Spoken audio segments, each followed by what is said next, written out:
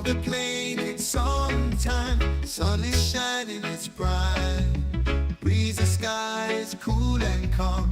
Take a trip, it's not long. Oh, the vibe so mellow. Airwaves sing like cello. Sandy beaches we fly. Coastal Airways, oh my. Take me high, smooth as sea. Coastal breeze, fly with me. Take me high, the island's near. Feel the love in the air. Palms are swaying, blue sky. Wonders found while we fly. Oceans calling my name. Life is more than a game. Soaring high, wings of steel. Under stars, it's surreal. Dreams are real in the sky. Coastal Airways fly by. Reggae beats in my ears. Miles away, no more fears. Lay back, count all the stars. Flying free, no more bars. Take me high.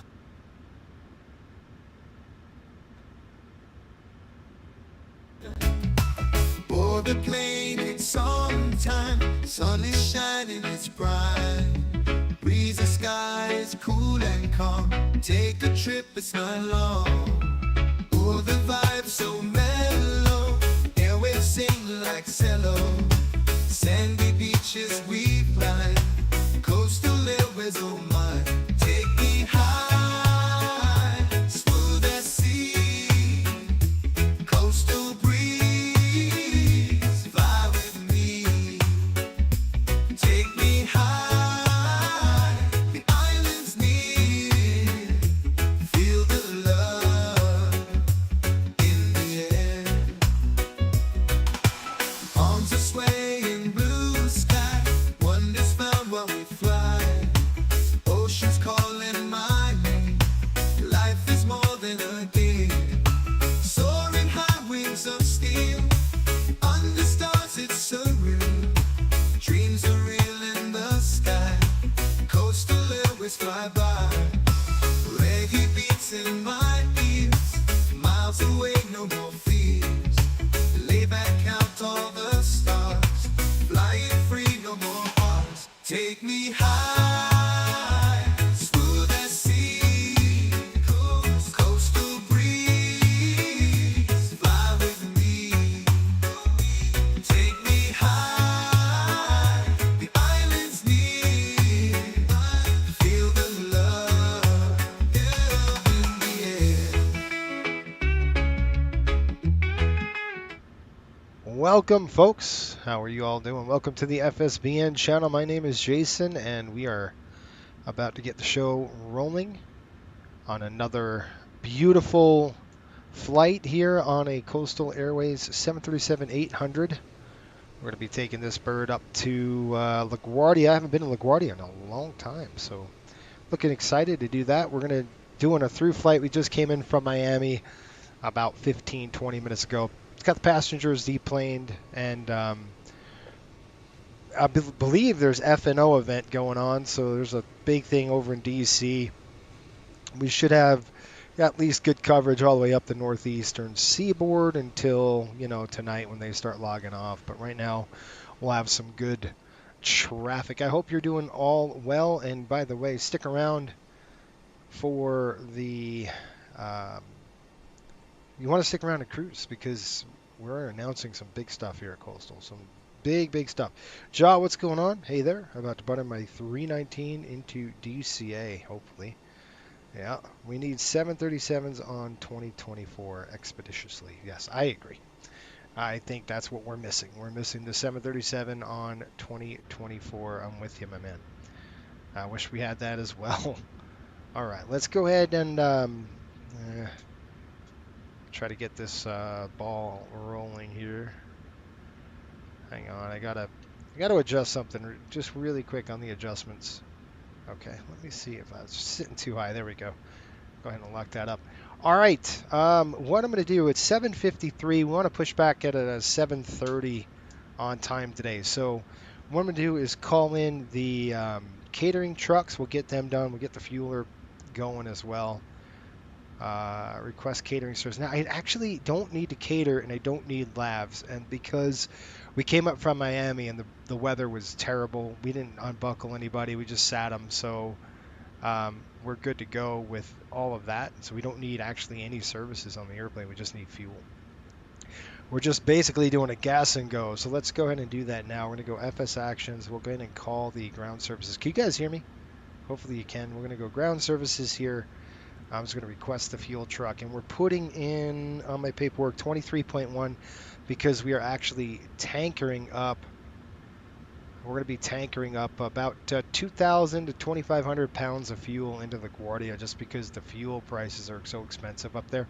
It's going to be cheaper down here than it is up in LaGuardia. So we definitely want to tanker up a little bit, and we will get that rocking and rolling.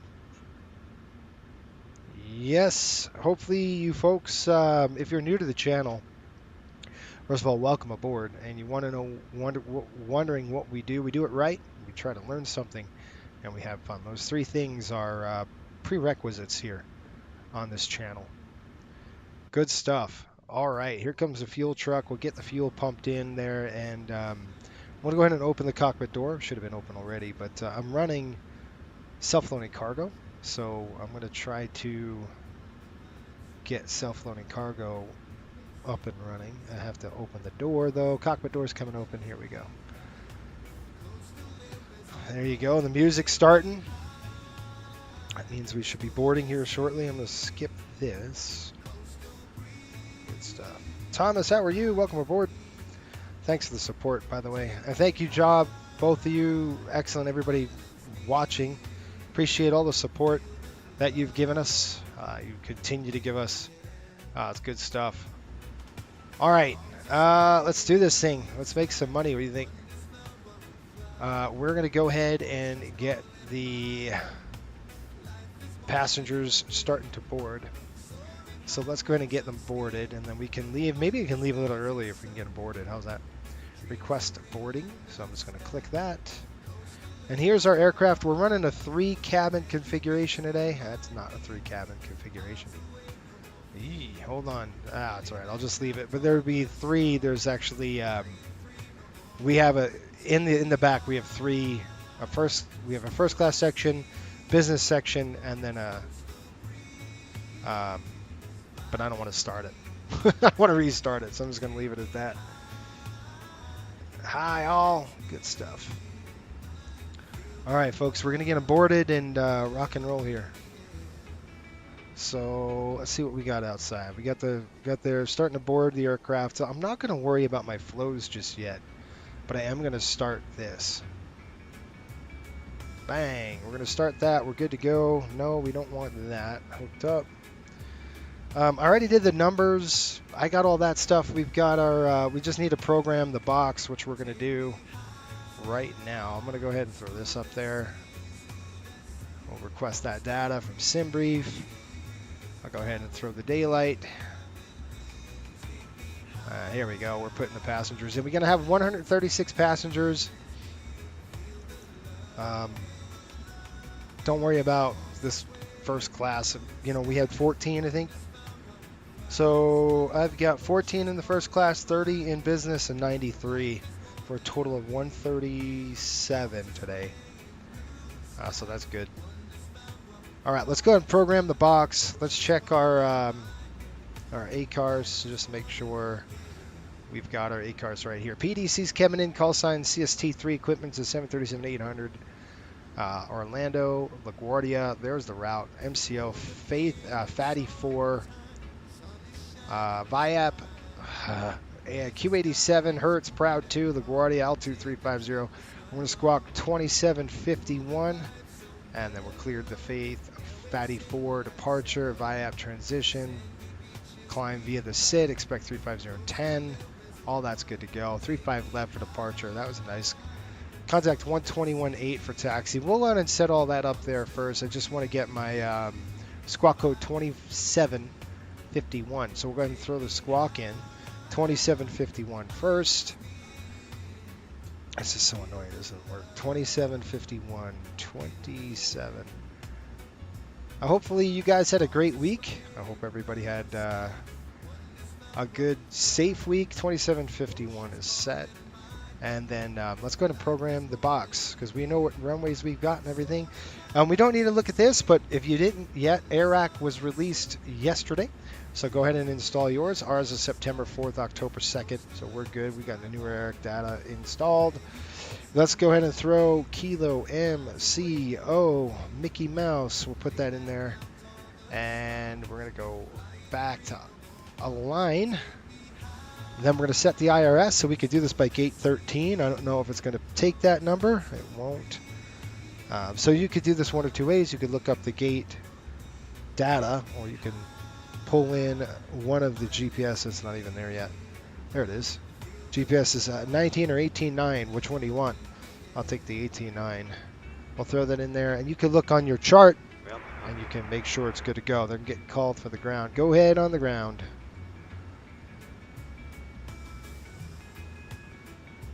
On Captain Badger, how are you? Welcome aboard. All right, so they're going to load the bottom. Hello. All right, and they're loading the passengers. Appreciate it, thank you. So passengers getting boarded and all that good stuff. That's good to go. We'll clear that right there. Go on the upstairs and throw it into nav. This is called a quick alignment. It's less than 30 seconds. And now we're done. All right, click the route page, clear this. We're going to go flight plan request. We're going to pull that in there, MCO-LaGuardia. We're going to select the route, and we'll request it. We'll pull that in the box, and I need to see if this is going to work. Can you see this right here? Yeah. All right, let me see if you guys could see the panel and all that good stuff. I'm trying to get it done with you here. I don't know if you can see any of it. Hopefully you can. Anyway, I'm entering into the box right now. Maybe that's better. I don't know. You guys tell me.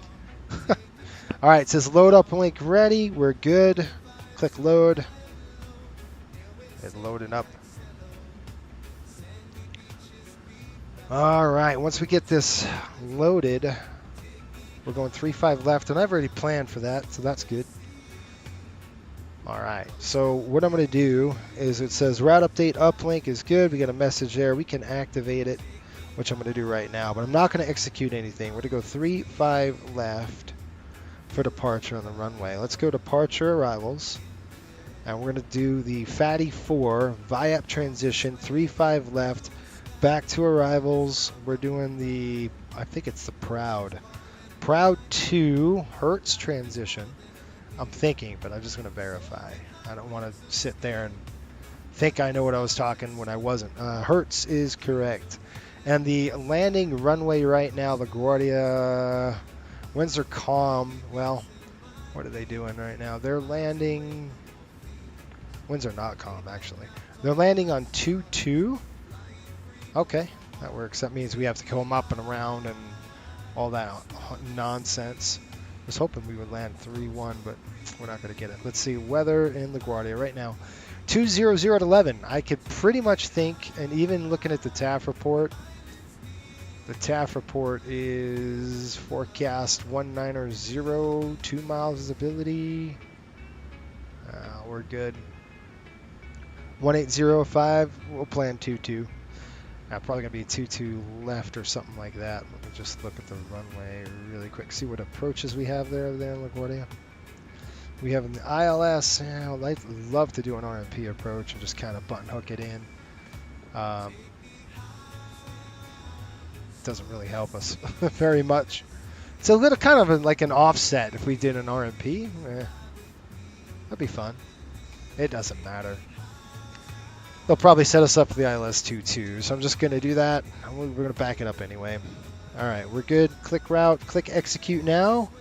And then we're going to go to the legs page, but we'll stand by on that. Let's go to pref, 0 fuel weight. I got it all right here. I wrote it down. 0 fuel weight, 130.6. That's right, 130.6 on the zero fuel. At that in there, and our planned fuel, we're going to plan with 23.1 on the gas, 23.1 on the fuel. We got reserves of 4.8. No alternates today, and we're going to do a cost index of 40. We want to get there pretty quickly. Looking at a flight level of 350 up at altitude. Yep, 350 on the altitude. We'll throw that in there. By the way, this aircraft is one of our newest in terms of the cabin refurb. We have 3 737-800s refurbed in the cabin, and that cost us, let's see here, that's cost us $9 million already just to refurb 3 of them. So pretty costly endeavor to do that, but that's what we're doing. So this is a 3 cabin configuration we're flying on this airplane. So we'll see how much money we make or we don't make. There's our cruise winds, 236 at 67 with a minus 43. So we'll go ahead and throw 43 in there. Execute N1 limit, and I've already done the numbers with VTP. So that's good. We're going to do set this to 58 degrees. So cell temp coming in at 58 degrees, takeoff coming up. Flaps are going to be 5, and now we can set our CG around 27. That's pretty darn aft, really aft. That's probably why all the first class passengers are sitting aft. I'm not really too concerned about that in the trim. I do want to set that number a little different though. I'm getting called. Go ahead.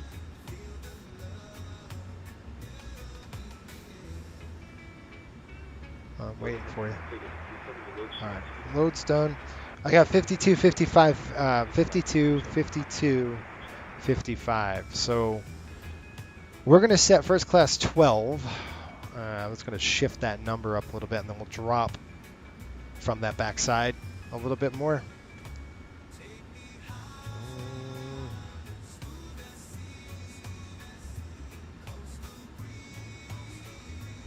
Ba-da-da-da-da.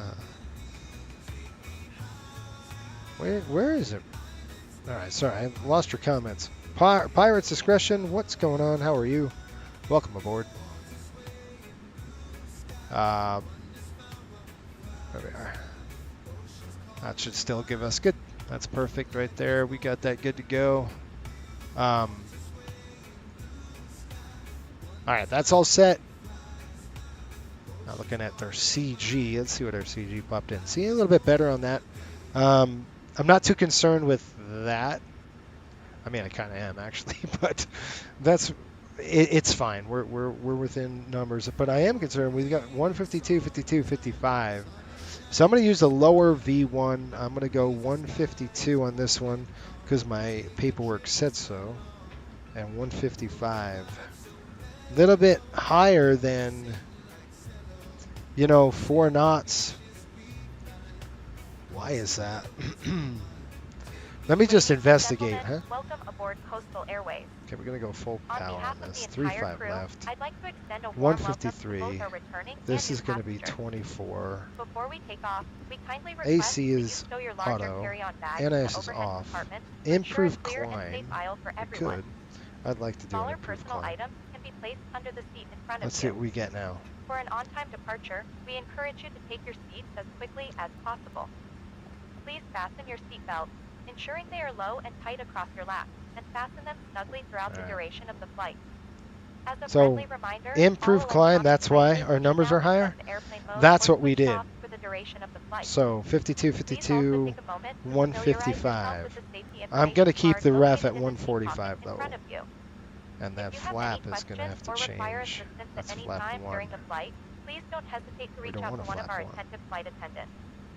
We Or are here flap to ensure your 5. journey with Coastal Airways is safe, comfortable, and enjoyable. Once again, we thank you for choosing Coastal Airways for your travel needs. I mean, crap, we could We do are flap delighted 1. to have you on board and look forward 48, to providing 49, you with a pleasant 53 flight now. experience. Sit back, relax, and All right, enjoy let's your just do flight that. with Coastal 148. Airways. 149. The reason why the numbers are not matching is because of the I'm doing a improved climb with flap 5 now. Which means an improved climb basically is like we're going to go faster on the runway because we have a long runway here in Orlando. So let's use that runway. Let's get airborne quick because we're going north and we can clean up quicker. Actually saves fuel, to be honest with you. It saves a little bit of gas. Plus, engine failures and stuff like that. If we're going faster, we can clear 35 feet very quick. And there's no obstacles here, so there's nothing really to worry about in terms of any of that. But that's kind of why we do that. All right, let's go to the legs page. It's not critical here. It'd be more critical in like a Denver or something like that where you want to do an improved climb if you have the runway. All right, route data. We're going to go ahead and pull in those winds. Let's get those winds in. All right. Did everybody have a good week? I hope your week was good. Let's go ahead and get the show on the road. We're going to click load. I'll give you guys... All right, so that's all good to go, our wind data. And you can see here, as I shift through, it's definitely changed, so that's good. Forecast uplink ready. We've got it already. Thank you. And then last thing, descent forecast load. We're going to load in the descent winds now, and then we're going to click execute with that. That's done. Let's go to the legs page. You're going to help me out with this. We're going to do this together, okay? I'm going to give you a brief, and then we'll go from there. We're doing the Fatty 4. Hold on. I'll zoom in so you can see what we're doing. How's that? Let's go over here, click departure, airport information, pin it. There you are. So there we are. Airside 1. We're probably going to get Juliet 2 to Juliet, all the way down, probably to Gulf, and then Gulf all the way down to Hotel 10. 35 left is the runway of departure here. All right, let's talk about the SID. We're doing the Fatty 4 departure with the, what transition are we doing? Let me look at the transition. Look at my paperwork here. VIAP transition, that's right. Okay, so I'm going to read through my flight, my FMC, and I want you guys to follow along. If you have an Avigraph chart, pull it up, or this chart, look at this one. Here we go. We've got J-Wolf above 2,600 feet. We got Jiran, Big Z, Gotha, Buffy, Fatty at 14,000 or above, Modbog, Beckney, Femon, Beckney, I think it's Bikini, the Femon, Viap, Suzy Q. Let me look here. Back it up here. Viap, and then we're done with that. So let's go ahead and get rid of that. That looks good, right? No discrepancies on that one. Let's go back to the legs page. I'm going to go ahead and just do that. And I'm going to take this off. All right, we're coming up to, at this point, we've got, there's Viap way up there. So we just did Viap, right? And we got Suzy Q, which is right there. Then we got Talon, J-Rose. And up from there, we're going to go to Ravo. Oh, you guys see that? Let me back it up just a little bit more. There we go. It's going to get really bad there. There's Ravo. Then Heinz. Redfa. The Cape. Always. This is a little more western route than I'm used to. I usually fly on the east end a little bit more. The Ashell right there, that's good. And then we got Ashell coming up right there. Yes, this is what you have to do. Dads. After that, Noah or Noe, Ridden, Gears to Hertz, and then it should be Grok, Hydra, Prince. There's Ridgy, ENO, which is Eno right there, Smyrna. Skippy, Bessie. Now I know these waypoints. Edgar, Davies, and then Holy, which gets really tight up here, guys, as it starts getting cluttered. I wonder if I could just get rid of that. There we go. Let's full screen it. All right, so then we're up on Long Island. You can see Holy. We've got Brand, and then we're going to be in the arrival. So let's take a look at the arrival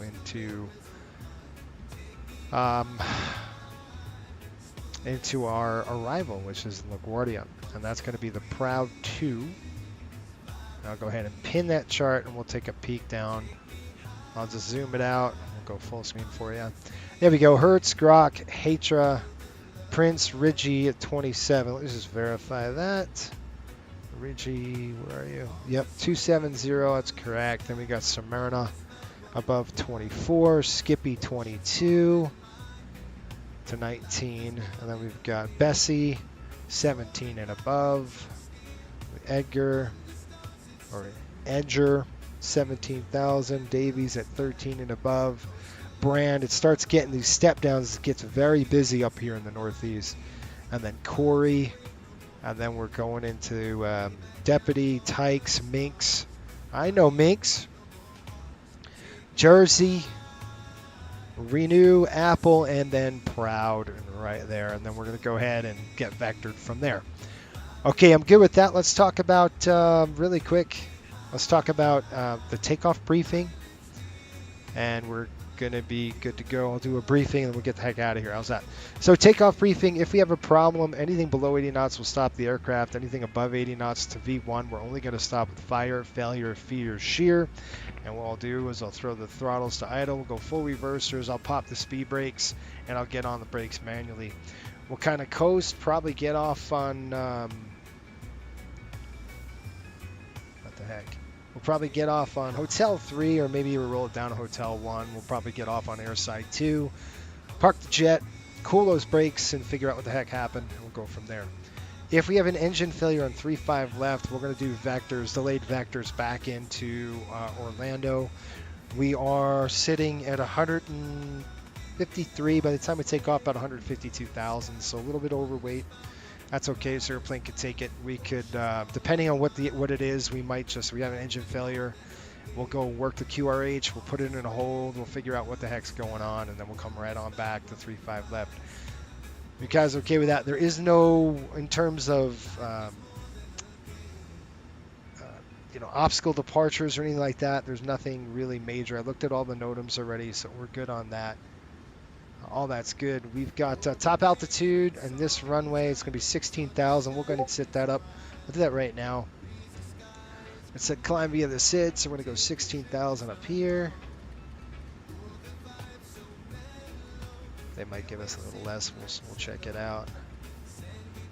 All right, they're saying we'll call for pushback. Roger, thank you. What do you got? Okay, they're giving us a ground sheet, so we're done. Okay, really quick, one last thing. Let's look at our 200 knots, looking at climb gradient, at least standard 500 feet a minute, which really we need 1,600 feet to make that, so not a problem. This airplane will do that, no problem. Okay, so any questions from the peanut gallery? You guys good to go? All right, let's do our flows, and then we'll do a briefing, and we'll get out of here. How's that? This is all done. That's all done. This is not done. 1, 2, 3, 4. We'll get the fuel pumps going, both center pumps. Seatbelts coming on. And then we'll get the APU running. There we are. That's coming on. Our window heat. Make sure all 4 window heat lights are on. Prop heats are off. We're going to go ahead and throw the pumps on. We'll get the doors closed. Looks like everybody's on board. I'm going to go ahead and hold this for 5 seconds. Get to your comments if anybody has any. Darren Vox, how are you? Hopefully you're doing well. Welcome aboard. Okay, that's good. Click race. Good. 0, 0. That's good to go. Okay, that's good here. Oops.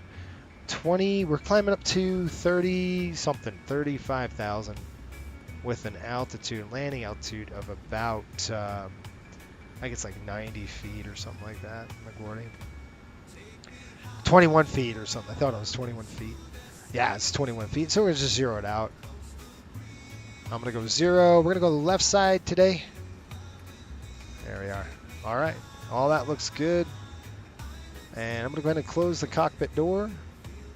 We're going to go ahead and brief the passengers, and we should be good to go. I'm just going to write a few things down, and we're going to get out of here, get the doors closed, and rocking and rolling. Okay, we got the APU generators coming online. All right, good. That was 8:19. So about 2 minutes, I'll start the clock. About 90 seconds, we can throw in some APU bleed. We can't do that yet. It's a limitation on this aircraft. All right, 8420. And I'll show you the paperwork, you guys. I got some paperwork for you. I know some of you like to see this, some of you don't. One thing at Coastal Airways we brought is realism here at this airline, and we don't mess around. We kind of do the paperwork. We got to do it the right way. All right, I can't see that when I do that, so I'm going to go ahead and just push this down just a little bit, and we'll bring that back up. All right, I'm looking at 8420. Check 8410 as we just going to burn down the APU a little bit, and then 6,400, 6460. What? 6460. Give me a second on that, guys. That's interesting. So my paperwork might be wrong, but let me see, because you see the paperwork discrepancy we got going on. That means there's a arithmetic issue somewhere here. There's a arithmetic problem. So we're gonna figure it out. I'm gonna figure it out. 16.8, 23.1, 6.3. That's where a problem. I found it right there. I was like 6.9. That ain't gonna work. That's better. That's good. That means we're over what the fueler said we need to take off with. What is it? 19.5 is our minimum fuel that we can depart with today. So all good there. And then the last but not least, we got what, 6460. Gives us 23,290 or something. All right. Okay. Gas looks good. Fuel's in. And we're ready to go. I'll go ahead and do a couple things, and we'll give you guys a briefing for passengers, and we're pushing back shortly. Okay, what are we looking at there?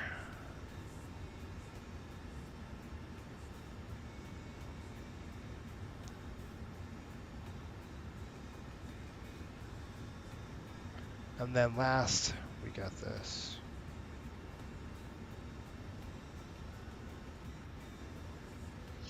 All right, let me give you a briefing. We'll brief the passengers, and we'll get the heck out of here. There we go. Folks, welcome aboard Flight 3 nonstop service to LaGuardia. We should have you out of the gate here in about 5 minutes. Once we're airborne, I show 2 hours and 17 minutes up to LaGuardia today. Weather right now in LaGuardia, 79 degrees, broken clouds. Might be a little bit bumpy on the climb out through out of here. It should be smooth out during the cruise portion, so hopefully we can get the seatbelts kicked off for you soon. However, you remain seated. Keep the seatbelts fastened just in case we hit any unexpected rough air. Thanks for watching the FSBN channel. Sit back, relax, enjoy the flight. Here we go. All right, that's done. Paperwork's done. We're on board. We're going to go APU bleeds on. Let's go in and get the airplane locked up and ready to go here. We're going to go ground service. We're going to release that. Now I'm going to go ahead and release the ground power. We're going to go ahead and pull the doors, closing both of those doors. And then last but not least, I'm calling GSX. And then we'll set our radios. Prepare for push. All right, let me go. Welcome aboard. Cruise those. Normal. Good, good, good, good. Thank you. And that's on. Go ahead. What do you got for me?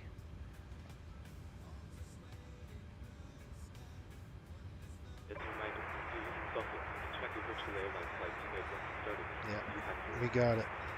Okay, I want to do I'm gonna do a couple things with the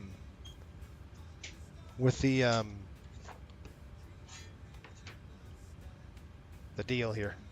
29 or 9 or 6. All right, let's do the radios. Fuel pumps are on, centers on. We have 23.2.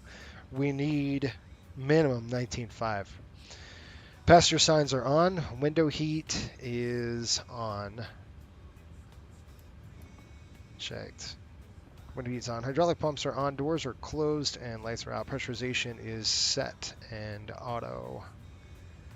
Auto brakes on RTO. Actually, you guys, let me finish my flows. I was quick to the gun here, sorry. Just a little on the quick side.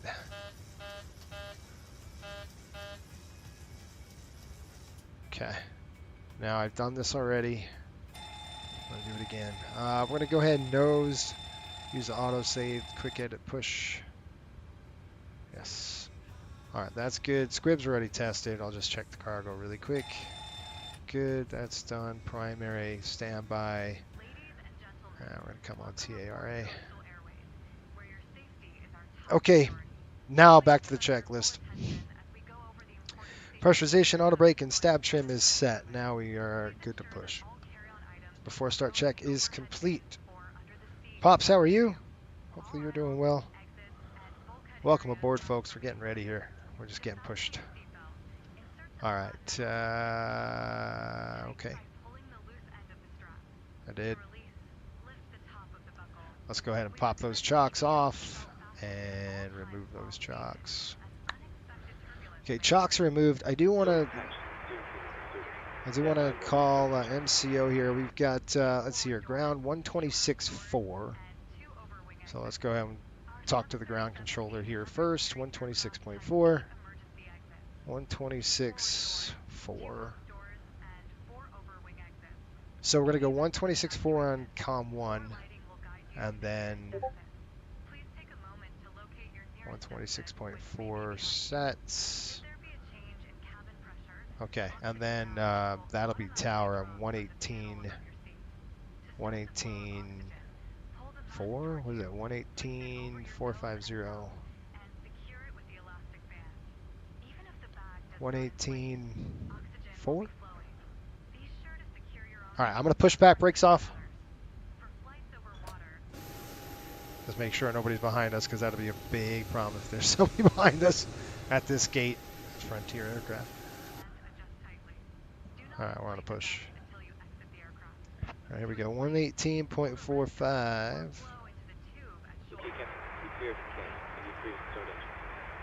Okay, you gotta hold on, bro. 450. Ah, shoot.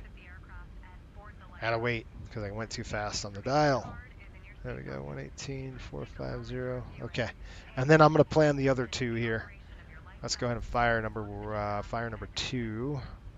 Okay, packs are off, bleeds are on. Start number 2 to ground. Here we go. Ah, I knew what I forgot. That's what I'm like. This is pretty quiet. Now I know why. Output here. Click apply. 8.45 on the 562.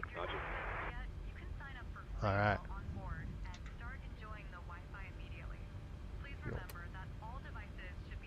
Coming in. All right, I'm gonna stop it right here.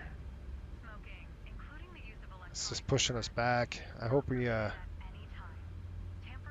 uncontrolled. I'm gonna stop it right here. Stop us. All right, GSX gonna stop right here, bro. Gonna push us in the grass.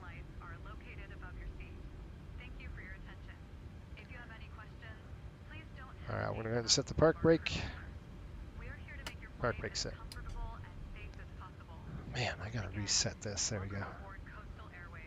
Have a good start on number 2. Looked at the oil pressure. It looks good. Coming back down. We've got a good start. Let's go and isolate, ventilate.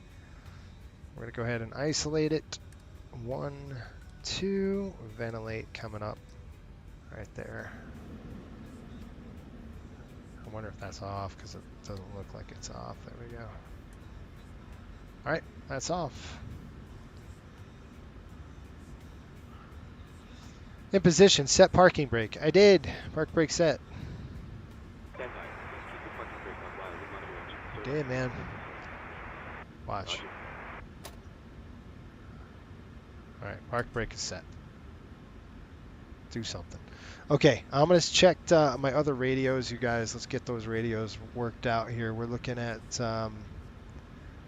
MCO approach, which would be our departure, and that's going to be 124.8. So I'm going to go over here, 124. What the heck happened there? Okay, 124.8. Okay, 124.8. We'll set that on departure, and then we're going to go to center, which I don't know which one it's going to be. Probably 135, 9 1/4. I'm guessing 135, 9 1/4.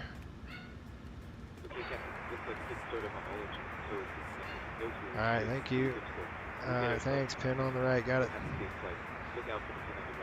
All right. See the pin? Give him a salute. Let's start number 1. Southwest 2956, ready for taxi. Southwest 2956, landing ground. Looks like it's still not squawking low Charlie.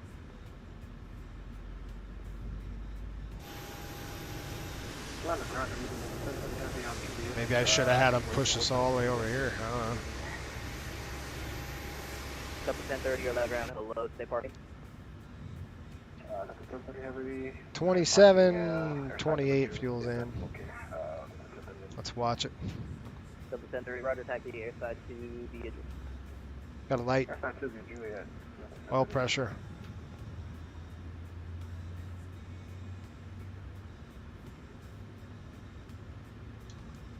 Oil pressure's off. Southwest 2956, it says I'm squawking low Charlie on my client, and I have my squawk ATC on the aircraft on CA/R. Southwest 2956. Cut off. Roger is weird. It's still showing up not on my screen, so just have to turn my one. I'll see what I can do. Got to roll back. 2 good rollbacks, 2 good Roger, starts. 2956, Let's go ahead and do it. my entry. Let's check it. Coming across all the way. It looks good. Volts look good. Generators coming online. They look good. Inverter looks good. Okay, 1, 2. APU's coming off. It's done. Probe heat's coming on. There's an auto probe heat. We're doing it anyway. That's good. You just showed up. Thank you very much. Runway 36 right taxi. Let's see here. Juliet Golf. Looks good up on top. Taxi exit 2. 1, 2 on the left side. Taxi lights on. Stand by for flaps. Flaps 5. Here we go. 1, 2, 3. Flaps 5. Watch those knees. Let's check it.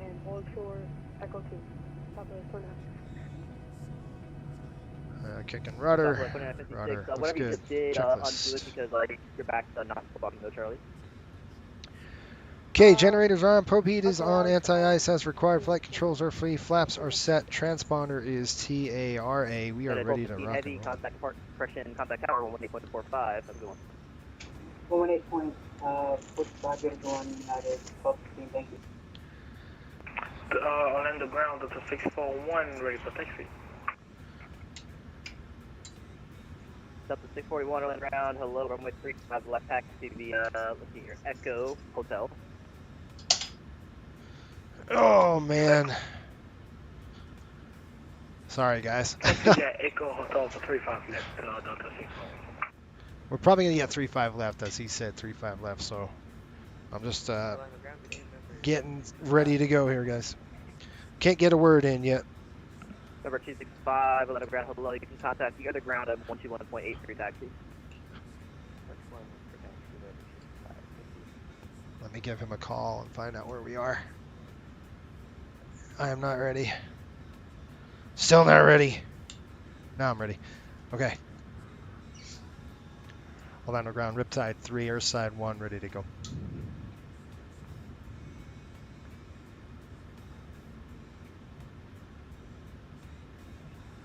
is that Riptide 3 calling? That is affirmative. Riptide 3, Atlanta ground, hello. You can contact the other ground, 121.8 for taxi. Okay, other ground, thanks. 121.83. 121. And Southwest 2956, you're popping in and out of most speeds, so something must be going on. Where the heck's the other ground, guys? Yeah, I don't know what's going on. 128.4. That's you. Last flight it was like fine. So I didn't see it. 126.4. Hey, I think it just crashed into me like 2 seconds ago. Where is the other ground? That's 1030 heavy. We were taxiing to our ramp. That's Southwest crashed into us, but it's no problem. Taxi tower. Apologies. 2956. 124.3. West Tower. Yeah, don't worry about it, mate. No worries. Did you guys get a frequency? Atlanta ground, number 265, we don't see another 128.3, I think you said. There's only one ground. 5, Roger. They should be on that frequency as well. If not, you can contact them on, let's see here. Contact them on 124.3. That's what it is. 124.3. Screwing up my flow. Now I gotta change everything over again. 124.3, and then that's gonna be tower. Tower is gonna be 118. I don't know. 118.450. I have no idea. Orlando, is this Orlando ground or is this tower? Left aircraft, it's both. Frontier Flight 761, contact Orlando departure 124.8. It's both. Got it. So I'm going to leave the frequencies the way they are. Brakes off. Frontier Flight 3512, cross runway 36 right, Bravo 5 into the ramp. Have a good night. 36 way, Bravo 5 to the ramp, 3512, we'll see it. Hang on. November 265, Orlando Tower, runway 35 left, taxi via Alpha Echo, hold short 36 left. Roger, on our PC, it says you're cut off 36 left. Is that still available? No, sir. Oh my gosh. Okay, if you just give us a moment to reprogram your service. It's a bit of a long taxi. Would you be able to program while you're taxiing? No, I don't got any extra experience here, so All right, brother. Orlando ground, Riptide 3, taxi. All right. The aircraft before Riptide 3, call sign.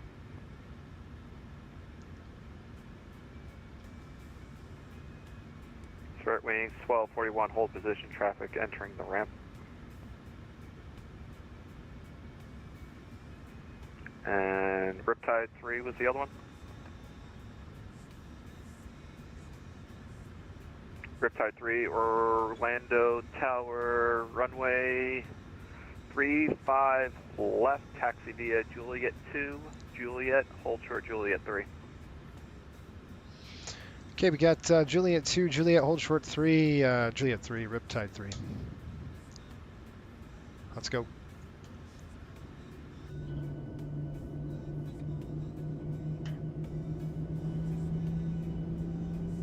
Come on, beast, move this thing. November 265, Orlando ground, runway 35 left, taxi via Alpha Echo, hold short 36 left. Alpha Echo, hold short 36 left. I'll get to comments here in a bit, you guys. 645, runway 36 left. Frontier Flight 2756, runway 36 left, clear to land. 36 left, clear land, 26. So we're going to have a hold short here on Juliet 3.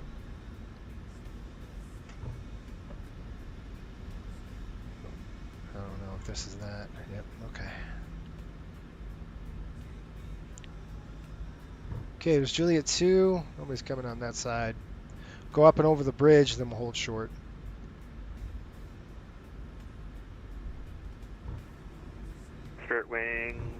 1241, runway 35 left, taxi via Charlie, Juliet, hold short Juliet 3.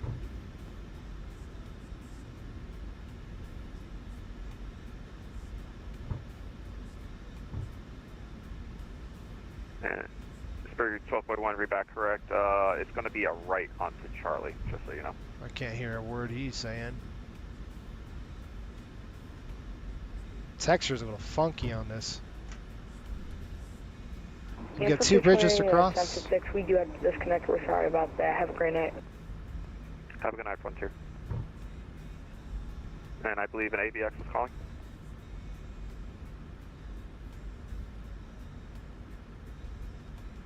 ABX 146 Heavy, Orlando Tower, hold position for now. Okay, guys, we're gonna have a hold short Orlando up here. Tower, good afternoon. Southwest 2877 about final 36. Southwest 2877 Orlando Tower, wind 060 at 8, runway 36 left, clear to land. Traffic will be crossing the runway prior to your arrival. Copy traffic, 36 left, clear to land, 2877. November 265, cross runway 36 left, hold short 36 right. Okay, we're gonna hold Juliet 3 coming up. Why? Nobody's here. Alright, we're gonna stop right up here.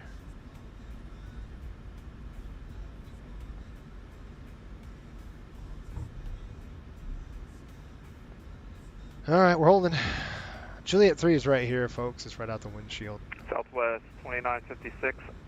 Either you're going to need to fix your transponder or I'm going to have to send you to the ramp. We're going to have to hold position there until that's sorted out.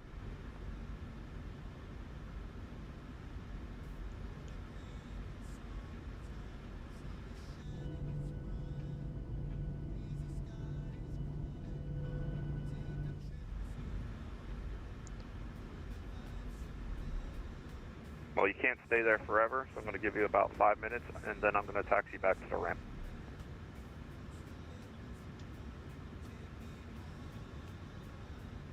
Tower Delta 2885, 36 left section. Delta 2885 Orlando Tower, number 2 following a 737 on a 2-mile file, wind 060 at 8, runway 36 left, clear to land. 36 left, clear to land, Delta 2885. November 265, cross runway 36 right at Echo, taxi via Echo, hold short Echo 4. Should be golf all the way down. Do you see anybody over here? Anybody? Riptide 3, contact Orlando ground 126.4. 126.4, thanks. 126.4. 64 around hello, taxi straight ahead to stand 120 via Hotel 1. Alright, we're going to taxi straight ahead via stand 120, Hotel 1, Southwest 4464. Taxi. Taxi via 35 left via Hotel 4 and then Golf. Hotel 10, Delta 425. Delta 4025, negative, that was Hotel 4, then Hotel. Hotel 4 and Hotel 425. Orlando ground, Riptide 3, Juliet, holding short, Juliet 3.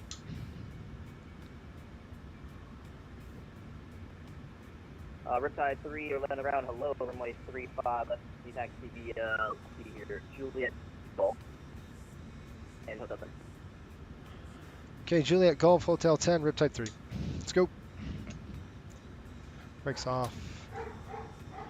Taxi like we stole it now. No hold shorts. Now we're good.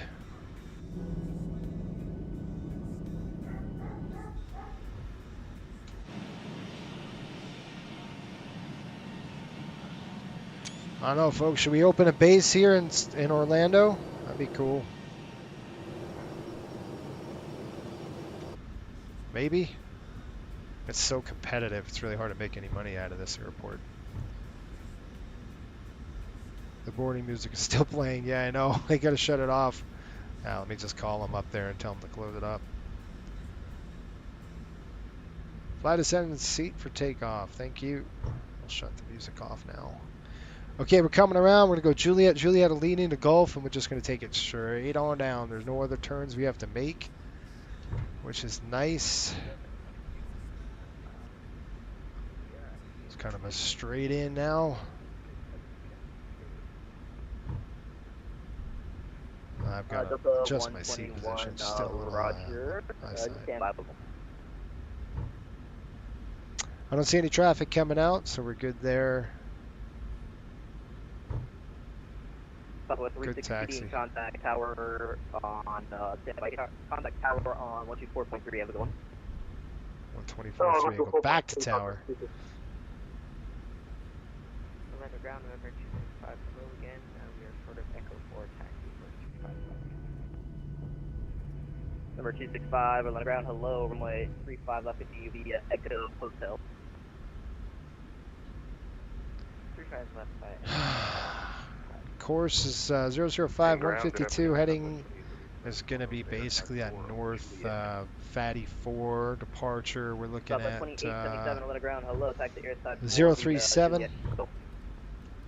SI 4 via Juliet Golf is needed. 37 on the heading all the way over. Okay, I'm going to do my flows. Tent notification.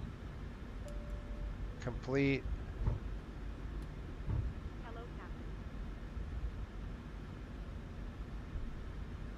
We're just waiting for takeoff. Everyone's seated and secured. Okay, thanks. We just got a confirmation that everybody's sit. They all are sitting and ready for takeoff, so that's good.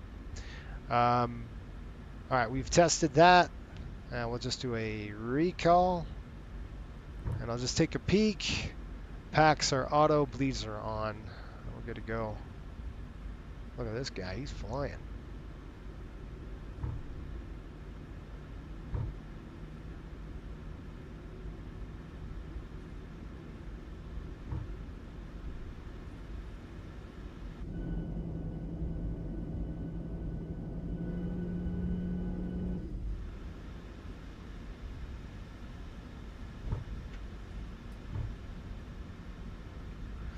Okay, before takeoff checks, takeoff config checked.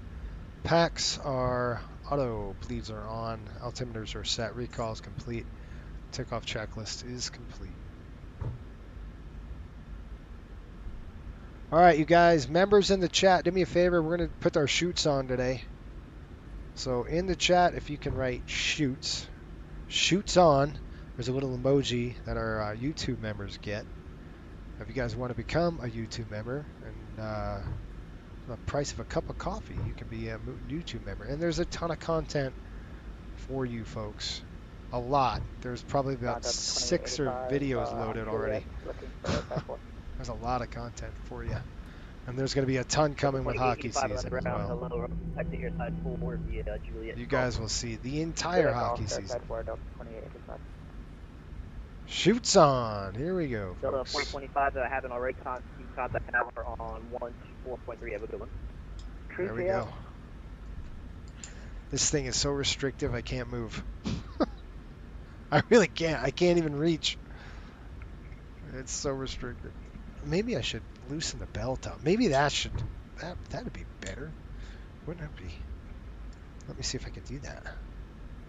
Alright, Delta 121, it looks like we're going to have to do this the manual way, so if you could just verify the first 4 6s on your flight plan. Maybe. Should have thought of this before. Let me see. I can't do this with one hand. You guys just can't do it. Forget it. I'm going to leave it. Look at that. Look at that beast taking off. What a beautiful airplane that is. Look at a coastal bird. See ya. That's not really. It's probably a Southwest jet. Delta 121, if you could verify the first 4 6s on your flight plan, please.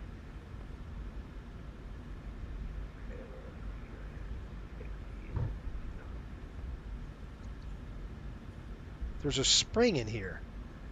Really, truly.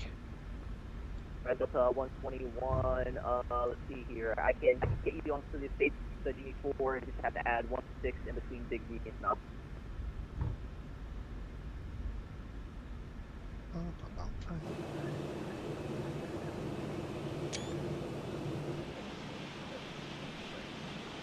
Pretty, isn't it? Yep, Delta 121, yep, there's a 6 in between Big V and Knob. I can give that to you here in a moment. It is Alpha, Lima, Lima, Oscar, Hotel.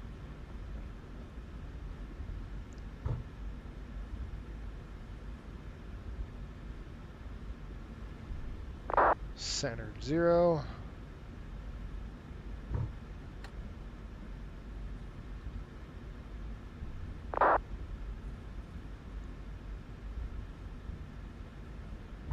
There goes Airbus. Looks like a 321. Riptide 3, contact tower 124.3. Have a good one. 124.3. 26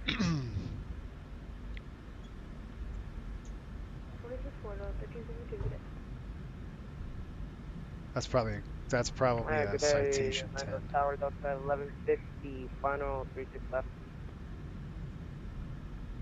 Delta 1150, Orlando Tower, continue.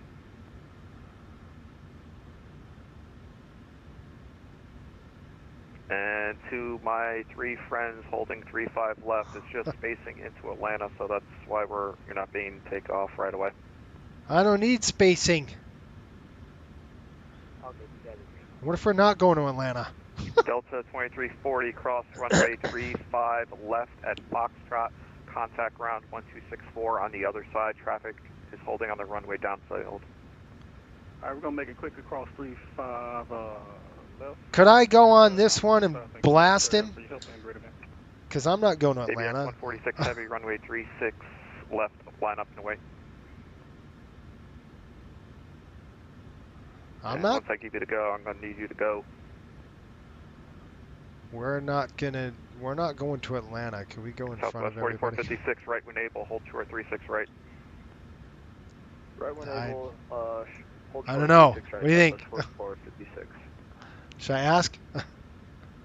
We're not going to Atlanta. The 4025, holding Atlanta for address. As I told you before, you're going to be holding interest for a little bit for spacing into Atlanta. Please be patient. Right, you have an ETA? It's going to be about 2 or 3 minutes, nothing long. We can wait. ABX 146 heavy, wind 060 at 8, runway 36 left, clear for takeoff, no delay. Traffic is on a 4-mile final.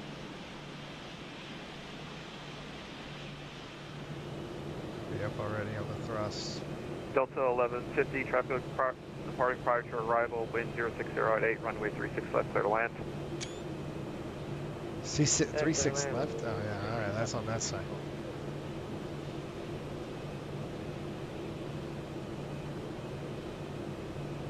I should ask him. We're not going to Atlanta. Could I sandblast this A321? Southwest 4456, cross runway 36 right, Gone. contact ground on the other side, 126.4. Why not? Cross runway 36 right. Just put the Delta at the back of the line. That's what I'm saying. 4456. Like, seriously.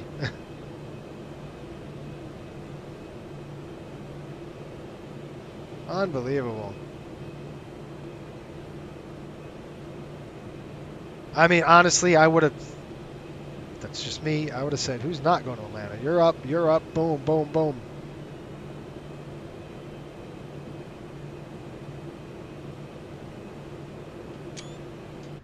I should ask.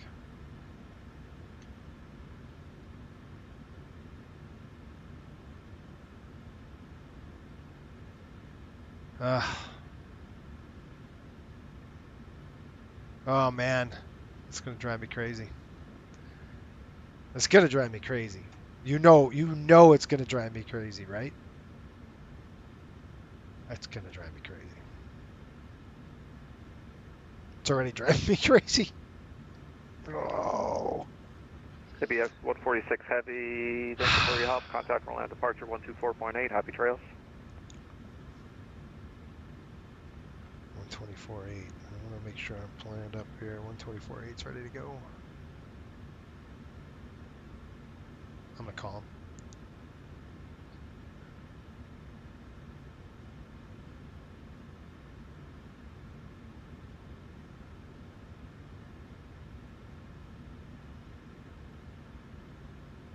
Orlando Tower Riptide 3. Is it just apply to all traffic or just Atlanta bound? Right now, you're all on the same Departure. kind of departure path. I see. Bummer. Let's do this. Riptide 3, continue holding short Bravo. I might sneak you in between these two ahead of you. All right, we'll hold short Bravo. Delta 4025, RNAV to J Wolf, wind 060 at 8, runway 35 left, clear for takeoff. Takeoff, RNAV J Wolf, 35 left, Delta. We're Bravo. We're in hotel.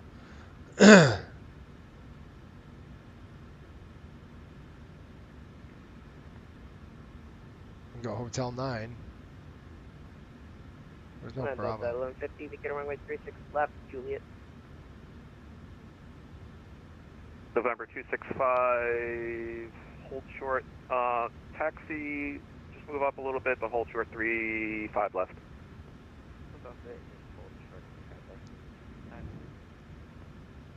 Riptide 3, runway 35 left at Hotel 9, taxi via Bravo Hotel 9. Bravo Hotel 9. Well, it was not for me, Delta 1150. Sure wasn't. Riptide 3, taxi via Bravo Hotel 9. Okay, Bravo Hotel 9, Riptide 3. Delta 1150, cross runway 36 right, contact ground on the other side, 126.4. 126.4, cross runway 36 right. Delta 4025, Orlando departure, 124.8. 0.8, that's fine. Riptide 3, runway 35 left at Hotel 9, line up and wait. Okay, 35 left, line up and wait, Hotel 9, Riptide 3. Orlando Tower, Southwest 45, visual 36 left. Southwest 485, Orlando Tower, wind 060 at 8, runway 36 left. Sometimes it helps when you ask, you know. 36 left, clear to land, Southwest 45. Auto throttle armed. On runway 35 left. We're holding short. I mean, we're holding. Ready to go, flaps 5, 152. Wind 060 at, let's see, let's try this again. Riptide 3, RNAV to J Wolf, wind 060 at 8, runway 35 left at Hotel 9, clear for takeoff. Okay, RNAV J Wolf, 35 left, clear for takeoff, Riptide 3. And throttle's up.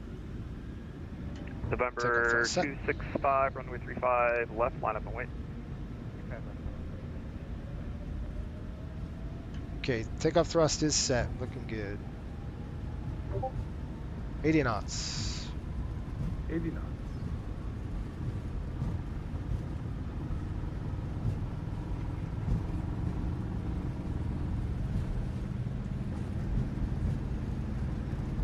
Now we're doing that improved climb.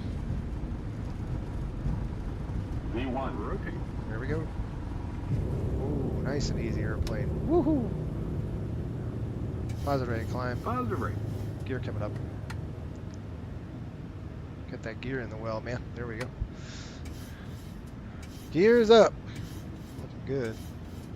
LNAV on. VNAV climb. Riptide 3, contact Orlando departure 124.8. Over to departure. Thanks for the help.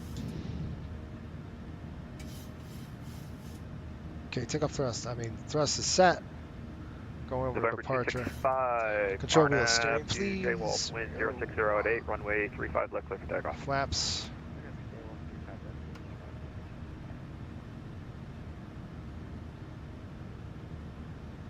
Okay, I gotta call departure. Guys, sorry, hang on. Southwest 45, welcome to Orlando, tax, roll out to Juliet.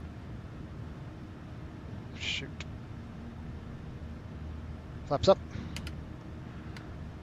Hold up, light 35, maintain 4,000. For now. 4,000, 2035. Frontier Flight 319, the airport's going to be at your 10 to 11 o'clock in about 10 miles, so whenever we report a fuel in sight.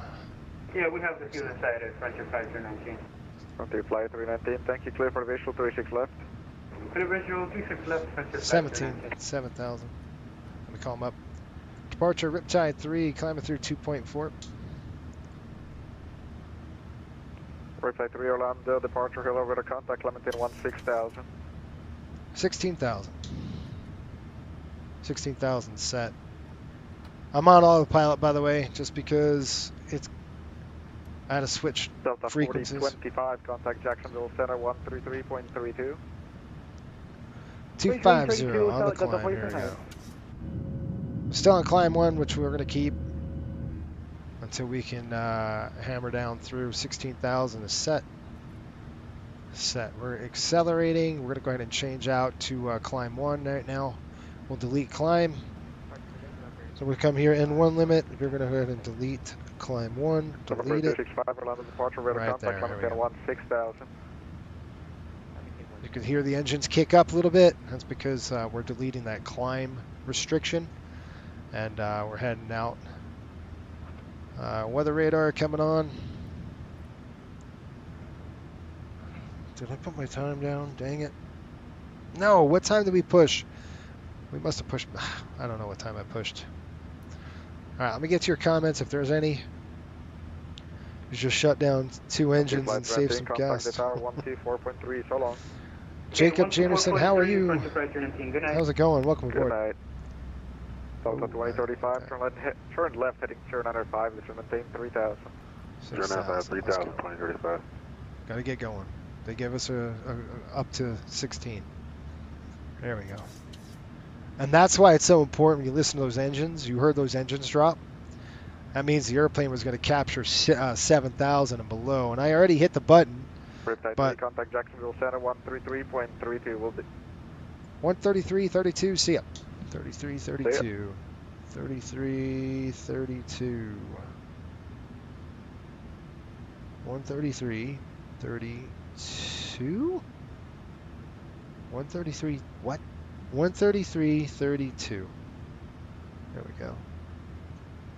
Land approach November 1 Alpha Tango 12,000. November 1 Alpha Tango, Orlando approach. Good afternoon. The Orlando altimeter 2997. 132, 133.32. Roger. 133.32. Back to 1.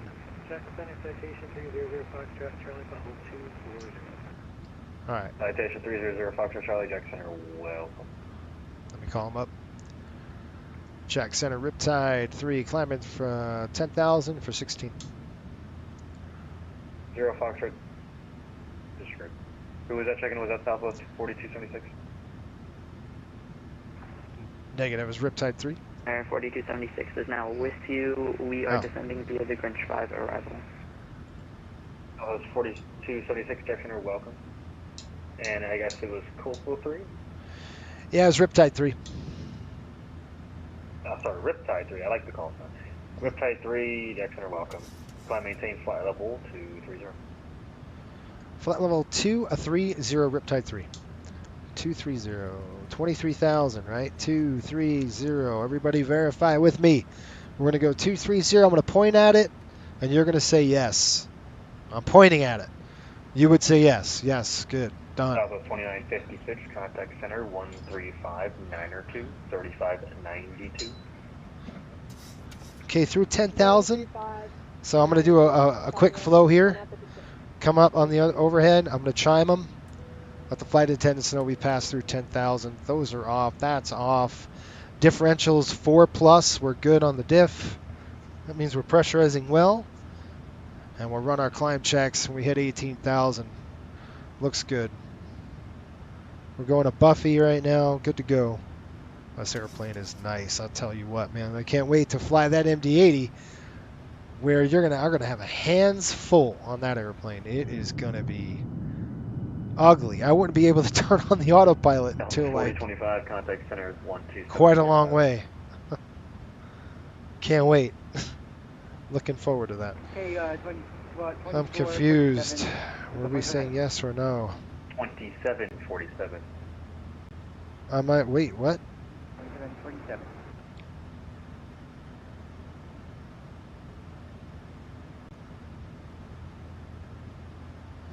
Jacob, am I a real pilot? I am. I'm a real pilot. I don't fly commercially. I've had my pilot's license since '98. I went to the aviation safety side of the house, right? So basically my background's aviation safety. Okay, what So was the plane fix of crashes, the investigations, I did that. Foxtrot Charlie, no worries. And then I Cross became a safety Auckland director at a college. 1-2000, the Jack's altimeter 3001. Yeah, Alcorn at 1-2000, Foxtrot. All right, here comes 15,000, guys. 15 to 23, 23 hit, and we're going to be good to go on that. Now, we'll run a checklist. Number 265 Jack Center, welcome. Climb maintain flight level 230.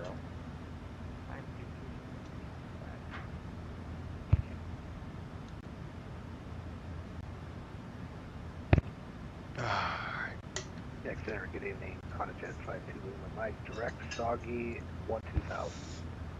Number 52 Lima Lake Jack Center, welcome. It's short-lived, but contact Jack now 12747. 2747 CF52. Pretty busy, you guys. At least Jax is, you know. Southwest 4276, resume published speeds at coax. Start gridding. What I'm going to do is I'll let the flight attendants up now. It looks pretty good. We're kind of over this crappy crap. Like I said, it might be a little bit bumpy out of here, out of Orlando. Some weather just to the east of us, but it should be good to go. Delta 1595 Jack Center, welcome. Daytona Beach, right off the wing here. Resume published speeds at girding. And that's my stomping grounds. I went to college here. Published speed at girding. Embry-Riddle. Let me tell you, it's a lot of fun there. Good times. A lot of money, but good times.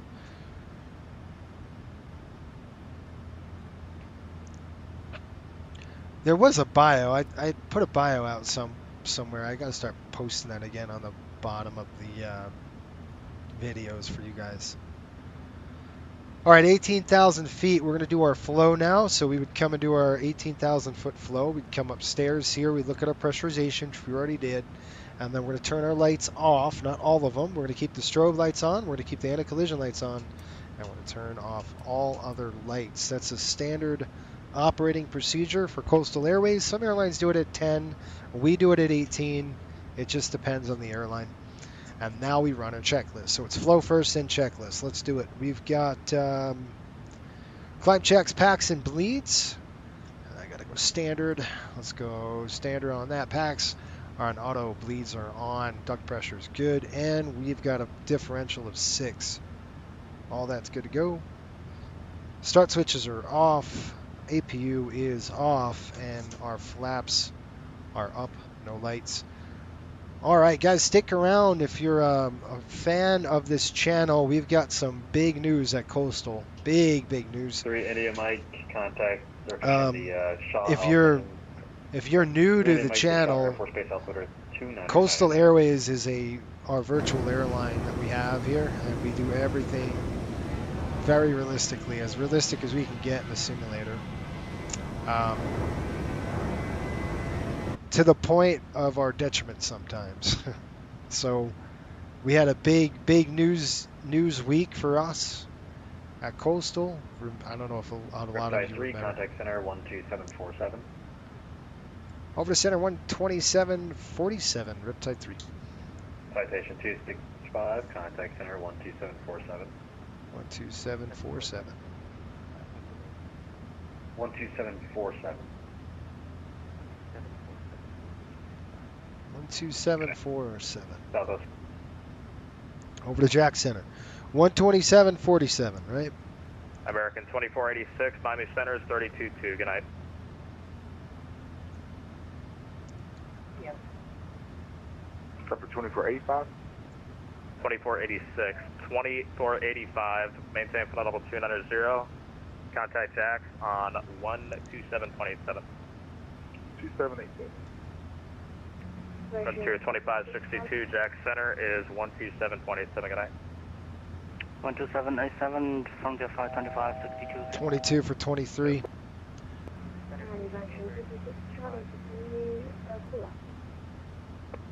Aircraft calling, that was unreadable.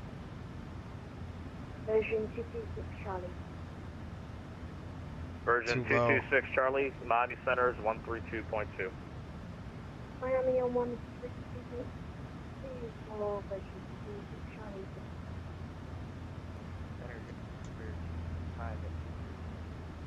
November 265, Jax, climb maintain for level 350. Jacksonville, Riptide 3, checking in, 230. Riptide 3, Jax, climb maintain for level 350. Up to flight level 350, Riptide 3. All right, 350, here we go. We go like this, bring it all the way up, and I'm going to go ahead and click altitude intervene right now, and the airplane's going to start the climb. Checking in for level 340. I'm going to go 350 set. 1167, Jax, hello. I'm pointing to it. Everybody shakes their head. Yes, good. 350 set. Then I'm going to go ahead and click altitude intervention as well, and that's the button right here. That button. You can't see it on my when I'm clicking it on my MCP. I got the wing MCP in front of me, so I'm clicking that button. That's the button that we're clicking. And what that does is it tells the FMC disregard the climb, disregard that last altitude, and bump over the restriction. So if that makes sense, so let's say we were at a restriction of in the computer. Let's say restriction is below 23,000, right? When we dial that up, it won't do anything until I hit altitude intervene, and what it'll do is basically delete that restriction from the FMC, and then the airplane will start climbing. So if you're ever flying a 737 and that happens to you, make sure you hit that altitude intervention button, and then it'll clear you up to what altitude you set. Jacksonville, good evening, November 55 Bravo Sierra, flight level 410. Number 55 Bravo Sierra, Jax, hello. All right, looking good. I'm interested to see how much money we make on this route. I don't know. Especially with the 3 class, we should be making more money than a single class operation. So I'm excited to see how we do. With the first class, we have business and we have the economy in the back. So we don't call it first class. I think we call it Coastal Lux, and then the other one's Oceanfront, and then the Shoreline is the economy seats. Pretty fun. It's good branding. I like it. There's the bumps. All right, I'm going to let the flight attendants get up. I don't see anything major happening here shortly.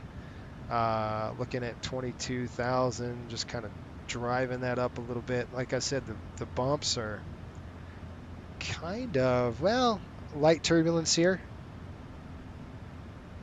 I see some light. We're going to get in some light turbulence. I'd let them know, you know, from here to basically Talon, we might get bumpy.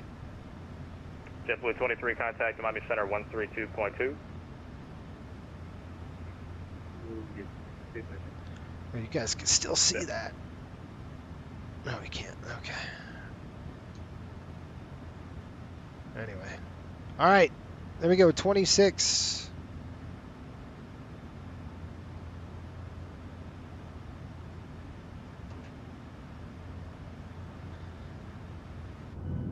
Last 6 Charlie, contact Jax 133.32. November 986, Sierra Alpha, contact Jax 133.32, good night. I'll let the flight attendants get up. Good night. 9 Sierra Alpha. Correction, 6 Sierra Alpha. You guys remember the pushback? I think it was like, I'd say 8. We should have pushed at 8. JetBlue 23 still up? 15.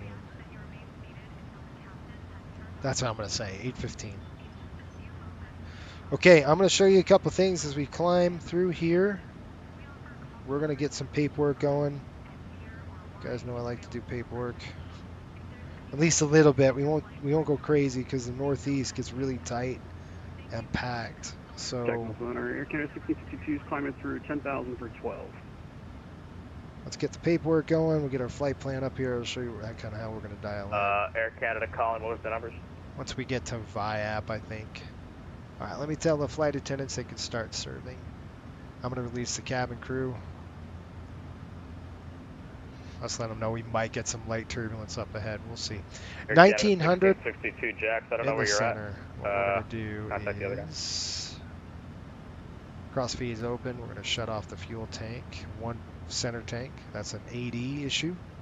Unless you have inerting, well, then you're good. But I just always follow that from the 90s.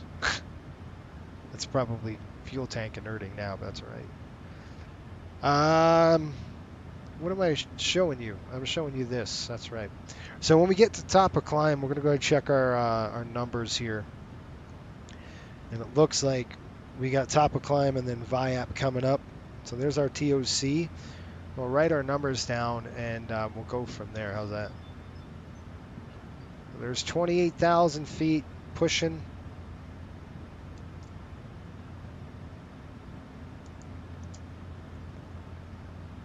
This thing's not climbing great today, is it? Not climbing great. Taking its time, isn't it? Gosh.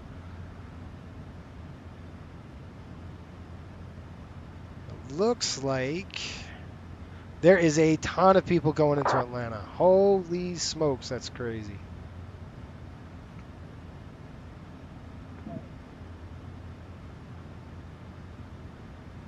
Like there's an F&O event. 663, Jack, summit time for level 350.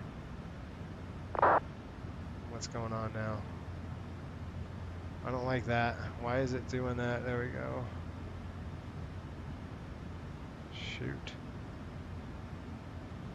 Atlanta, I'm serious. Atlanta's got some wicked traffic coming in. That's an F&O event for sure. I'm glad I'm not going to Atlanta. Gosh. Delta 4025, contact Jax 135.907. All these arrivals. Oh goodness.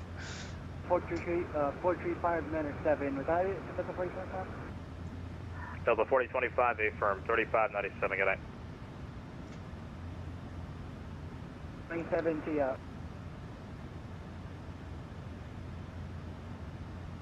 Yeah, once we hit VIAP, we're out of there.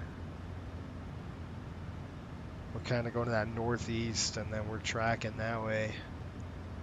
Looks like they're all coming in out of Washington. Whew. Always get caught in the fray sometimes, you know. There's 30. Let's see, max altitude 370. All right, so you guys, we Number 52, Mike Lima, contact Miami 132.2. Good night. 132.2, Honda-Jet 520. So if you guys didn't know, Spirit's in a heap of trouble, right? I don't think they're getting out of it. Looks like they're going to go out of business. So I got some airline news to talk about. We got some coastal news to talk about. Flight 4025 out of 192,000 Common Street there.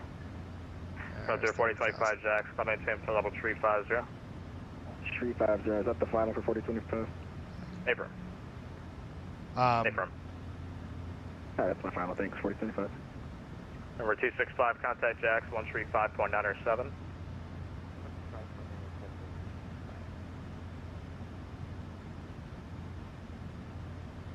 Like everybody is going that way, over to Atlanta.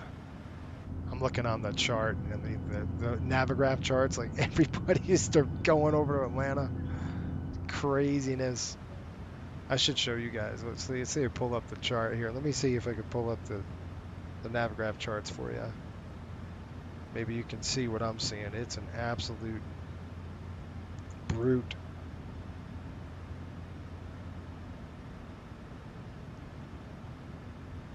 Let's pull it up.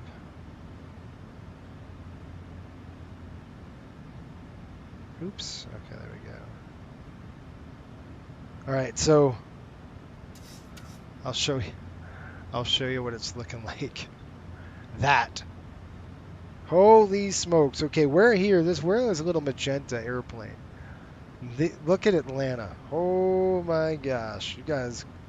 Woo, delay. No, thank you. I will pass.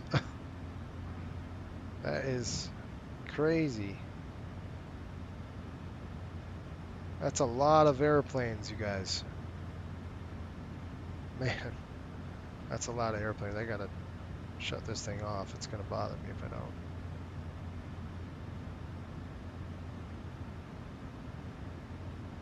throw an alert on this so my phone doesn't keep alerting me. And then let's talk about some news. Seller, how are you? Welcome aboard. You can look at Atlanta. Oh my gosh, it's packed, huh? It's nuts. So, Coastal, I don't know if you guys have been following it, but those of you followed us or following the VA here at Coastal, we started 3 years ago. We had initial capital, you could say investment capital was done privately. We were a privately held company, and we started with 140 million, about 100 and what was it? 100 and I think it was 160 million dollars, and that's what we started with. So we've got 30 aircraft in our fleet now, and we paid our debt 3 years now. What are we looking at? We were down 135 million. So we paid down quite a lot of debt for considering how small we are. We only have, maybe 12 active pilots. We have 15 on the roster, 12 are flying, the others are on LOA. There's 34 for 35. So, I mean, to get in Coastal Airways, it's hard. It's hard to get in here, and it's hard to get through the training program. The training program is not easy. We're not like your typical sign and fly VA. We're not anything like that. Matter of fact, completely opposite. We do everything realistic, up into the pennies of fuel we burn, right? So all of that, our pilots, when they fly, we either make money or lose money. Depends on the routes. They get paid. We land in an airport. We're getting hit with airport fees. Depending on the airport, like LaGuardia it's super expensive to land there. So to even operate out of LaGuardia is a lot of money. And they're slot restricted, so we don't have a lot of resources or flexibility in LaGuardia. Neither do we want to be. It's a lot of delays. It's just blah. So we had to actually pad that schedule. But anyway, we were 135 million in debt, and if you're going, holy cow, it's a lot of money. Every airline operates in debt. There is no airline that doesn't. Look at Korean Air just put in $50 billion in a Boeing. $50 billion. 50 billion. They don't have that in cash, guys. But they have enough years and years and years of profitability where they have that credit and they can buy those types of aircraft and go out and snag, big new airplanes. We can't do that. We've operated in a very thin margin of older aircraft. I think this airplane that we're flying is actually from Caribbean, if I'm not mistaken. I think this is an old Caribbean airplane that we have. We have a few Caribbeans. We have a couple of Norwegians, 800s at least, and then our 700s are pretty much all Southwest aircraft, but they're hand-me-downs, so we had to get them for cheap.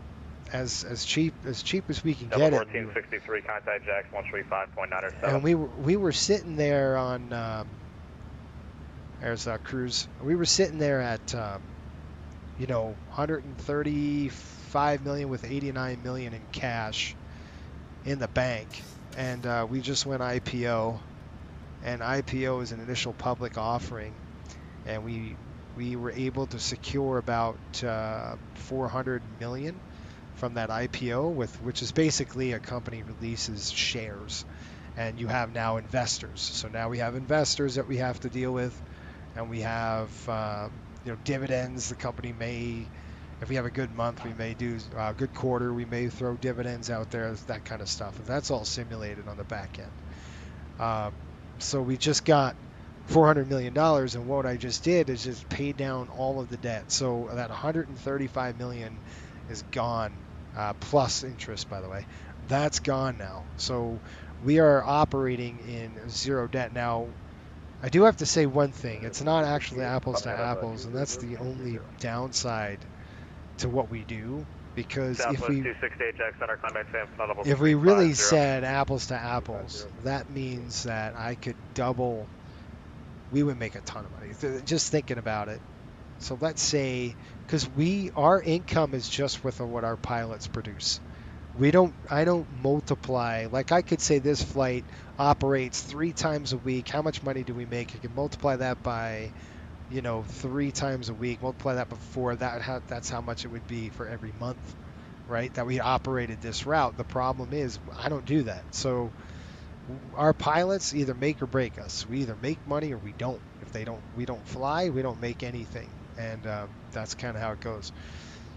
So it's a little, that's what I say, to our detriment. That's to our detriment. If it was, realistic where we could say, all right, this route's going to make this much money, multiply it by 4 or 3 times a week or whatever it is, multiply that by 4 for a month, get a year out or whatever, or a quarter at least.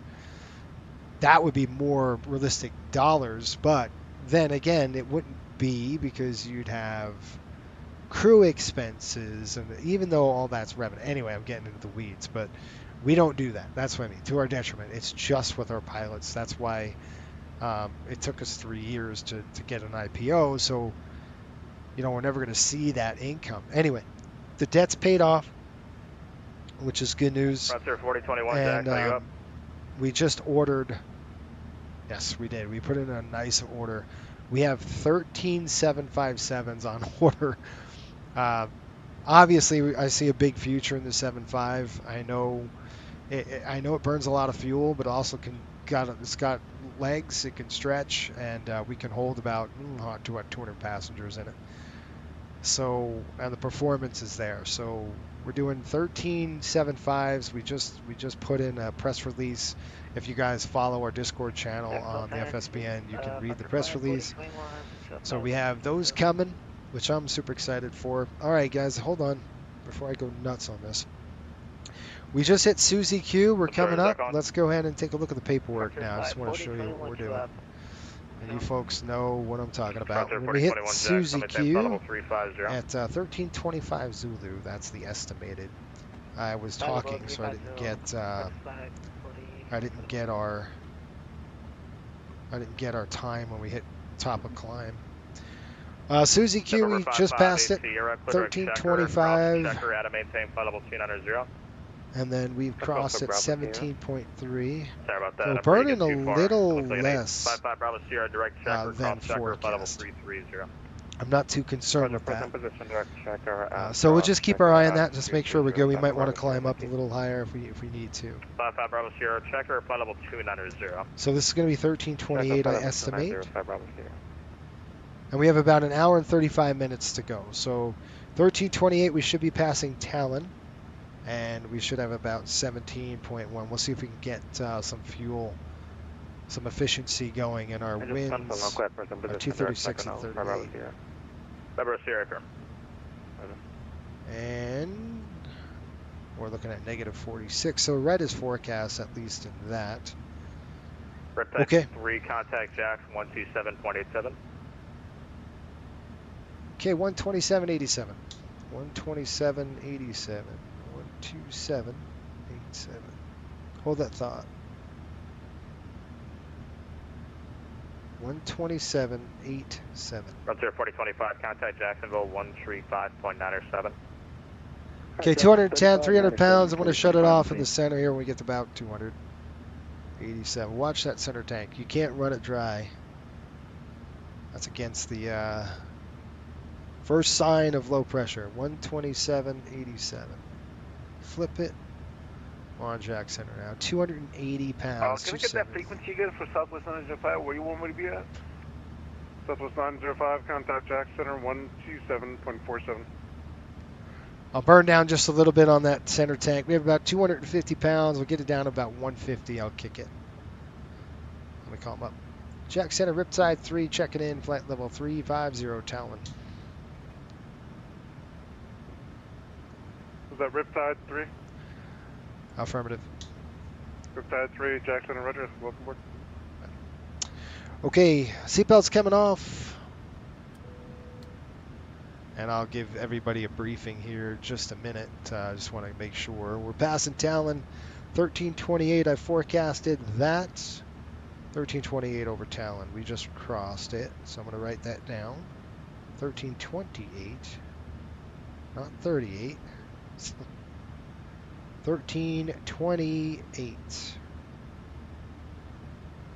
Okay, good. 1328 fuels 17.1, so about 100 pounds on the little 100 pound over, and 236/37, and we're looking at what, 3 more minutes, or 5 actually. So 33ish. So 1333 is our next waypoint. And I might climb up to 370. We'll see. All right, 140 in the center. I'm going to go ahead and cut it off right now. So the fuel's coming off. Open the cross feed. Close it now. There we go. So anyway, back to the drawing board here. I'll give you guys a briefing as we get a little closer. And then I'll see if I can climb up to a higher altitude. Where's my phone so I can see your comments? Okay. Whoa, Scott, what's going on, man? Zero debt, airline industry. I don't understand the concept. Yeah. Italian Polly, how are we doing? Hey, Captain, how are you doing? Good news for you. I got a job with JetBlue Airlines. So excited to start soon. That's awesome. Congratulations. Good stuff, man. Where are you going to be based out of? Where they got you going? Why does the plane swing slow, slightly down and up?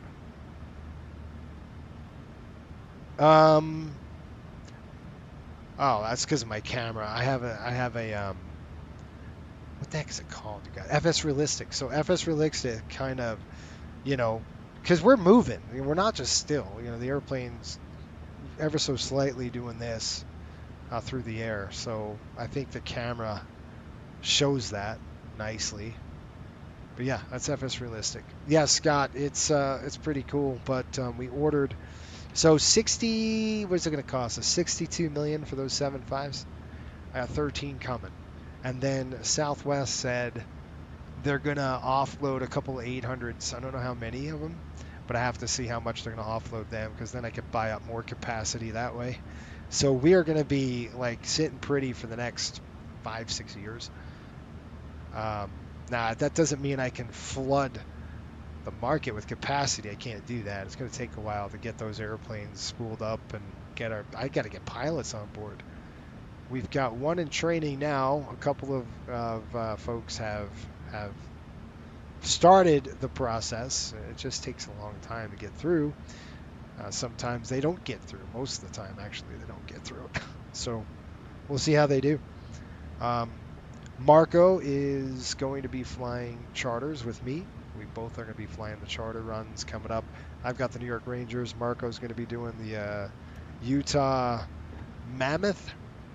I just ferried him an 800 out there from Honolulu, so I pulled that off the line already. But just to give you an idea, so we're doing a 3-class cabin now. We were a single class. I have to retrofit all these airplanes. That's a lot of money. Each airplane costs $3 million just to retrofit into a different. We're doing IFE on the seat backs. Brand new refreshed cabin. Costs money.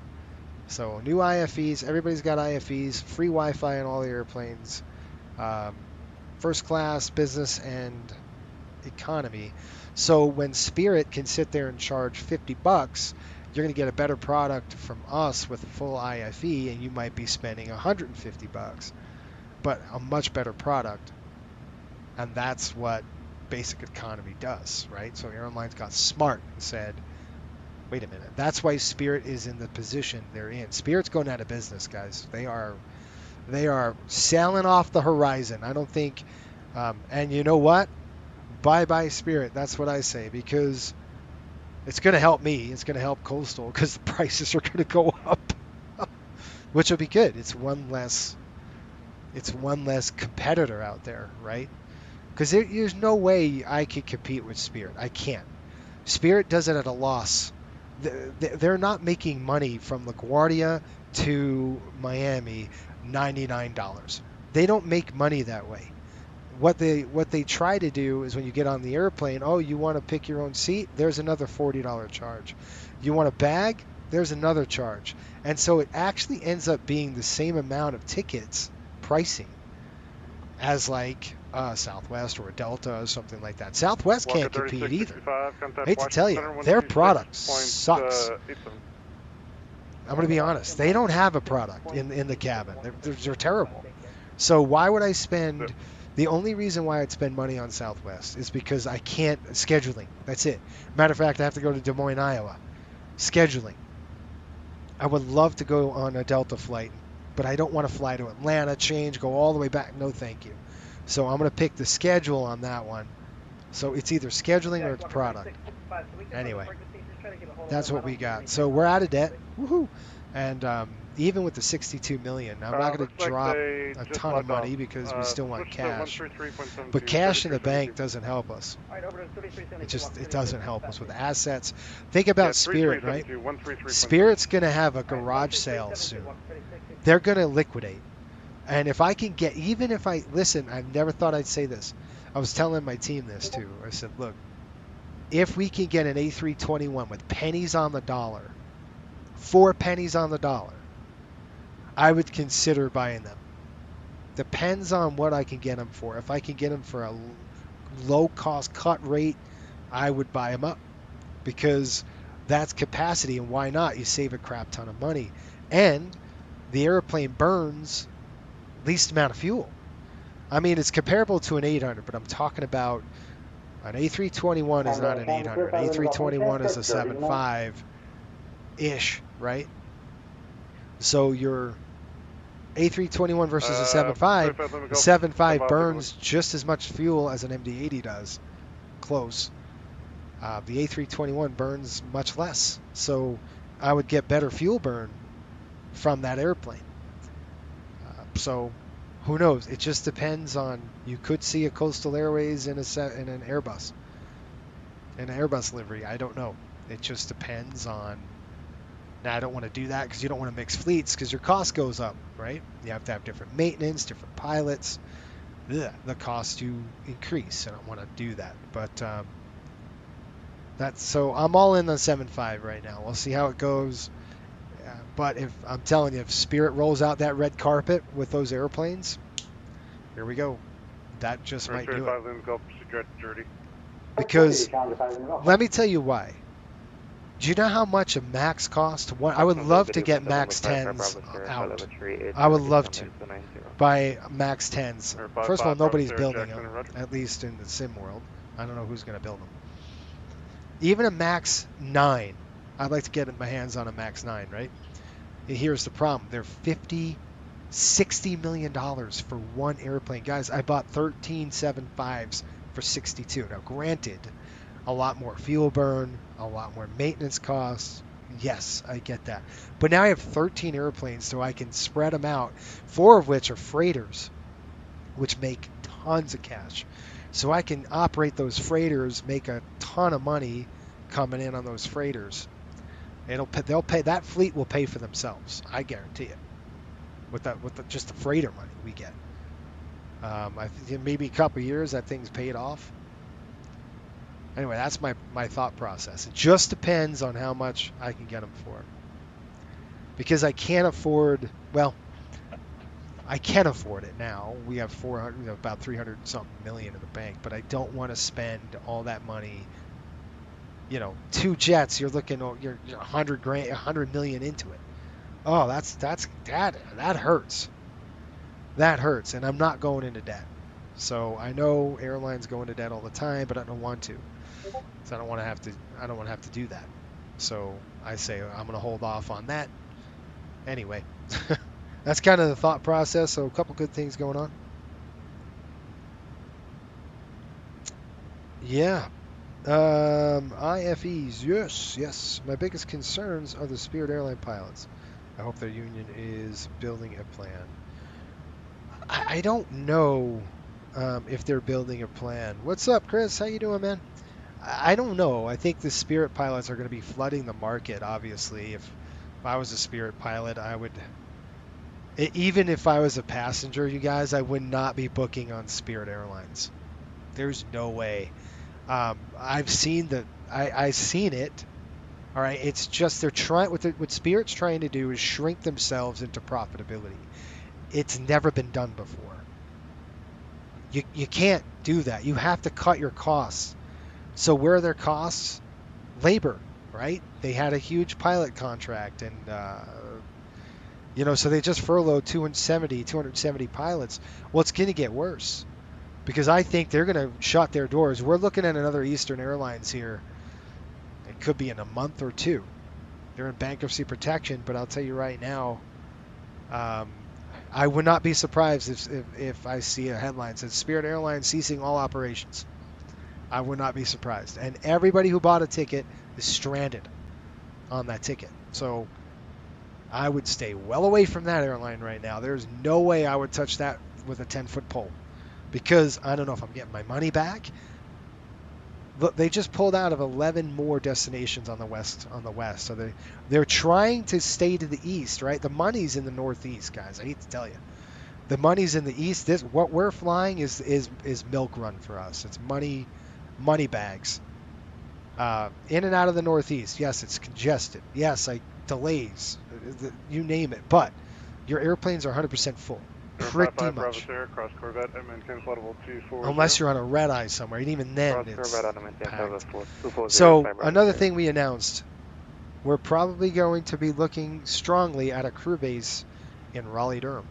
So a highly competitive market right now, but it's a mix of leisure, which is business and leisure, right? We go business, we're going to go up to LaGuardia, New York, Chicago, even Detroit, right? Funnel them down, take them over to leisure markets down south, Florida, right? So it's going to be a hub and spoke if we do that. We're going to definitely treat that crew base as a hub and spoke, right? So it won't be a point-to-point destination. It's not going to be our O&D, we call it, our origin destination. It won't do that. It's going to be hub and spoke. We're going to feed them in. We're going to take them out. But again, scheduling is going to be a pain in the neck because we have to do banks. Right? It's got to be banked scheduled. So everything comes in and then everything goes out. So it won't be a 7 a.m. departure. It might be a 9. Right? We got to wait for those airplanes to come in. It just depends.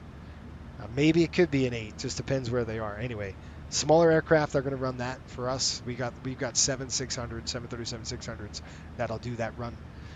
Not all going to be deployed into Raleigh, but we can fill up those airplanes coming in from New York easy. And we're talking about an hour and 10 minutes on a flight. That's perfect. Great segment for that airplane.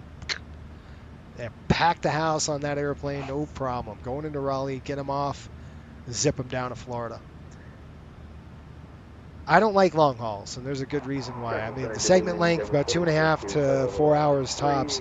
With the 7.5s, I don't want to go over 4 hours, about 4.5 tops. 4802 Jackson and Roger, hello. We'll see what the segment length can give us on that 7.5. But the 737-800, going to Hawaii in the 800, I don't like it at all.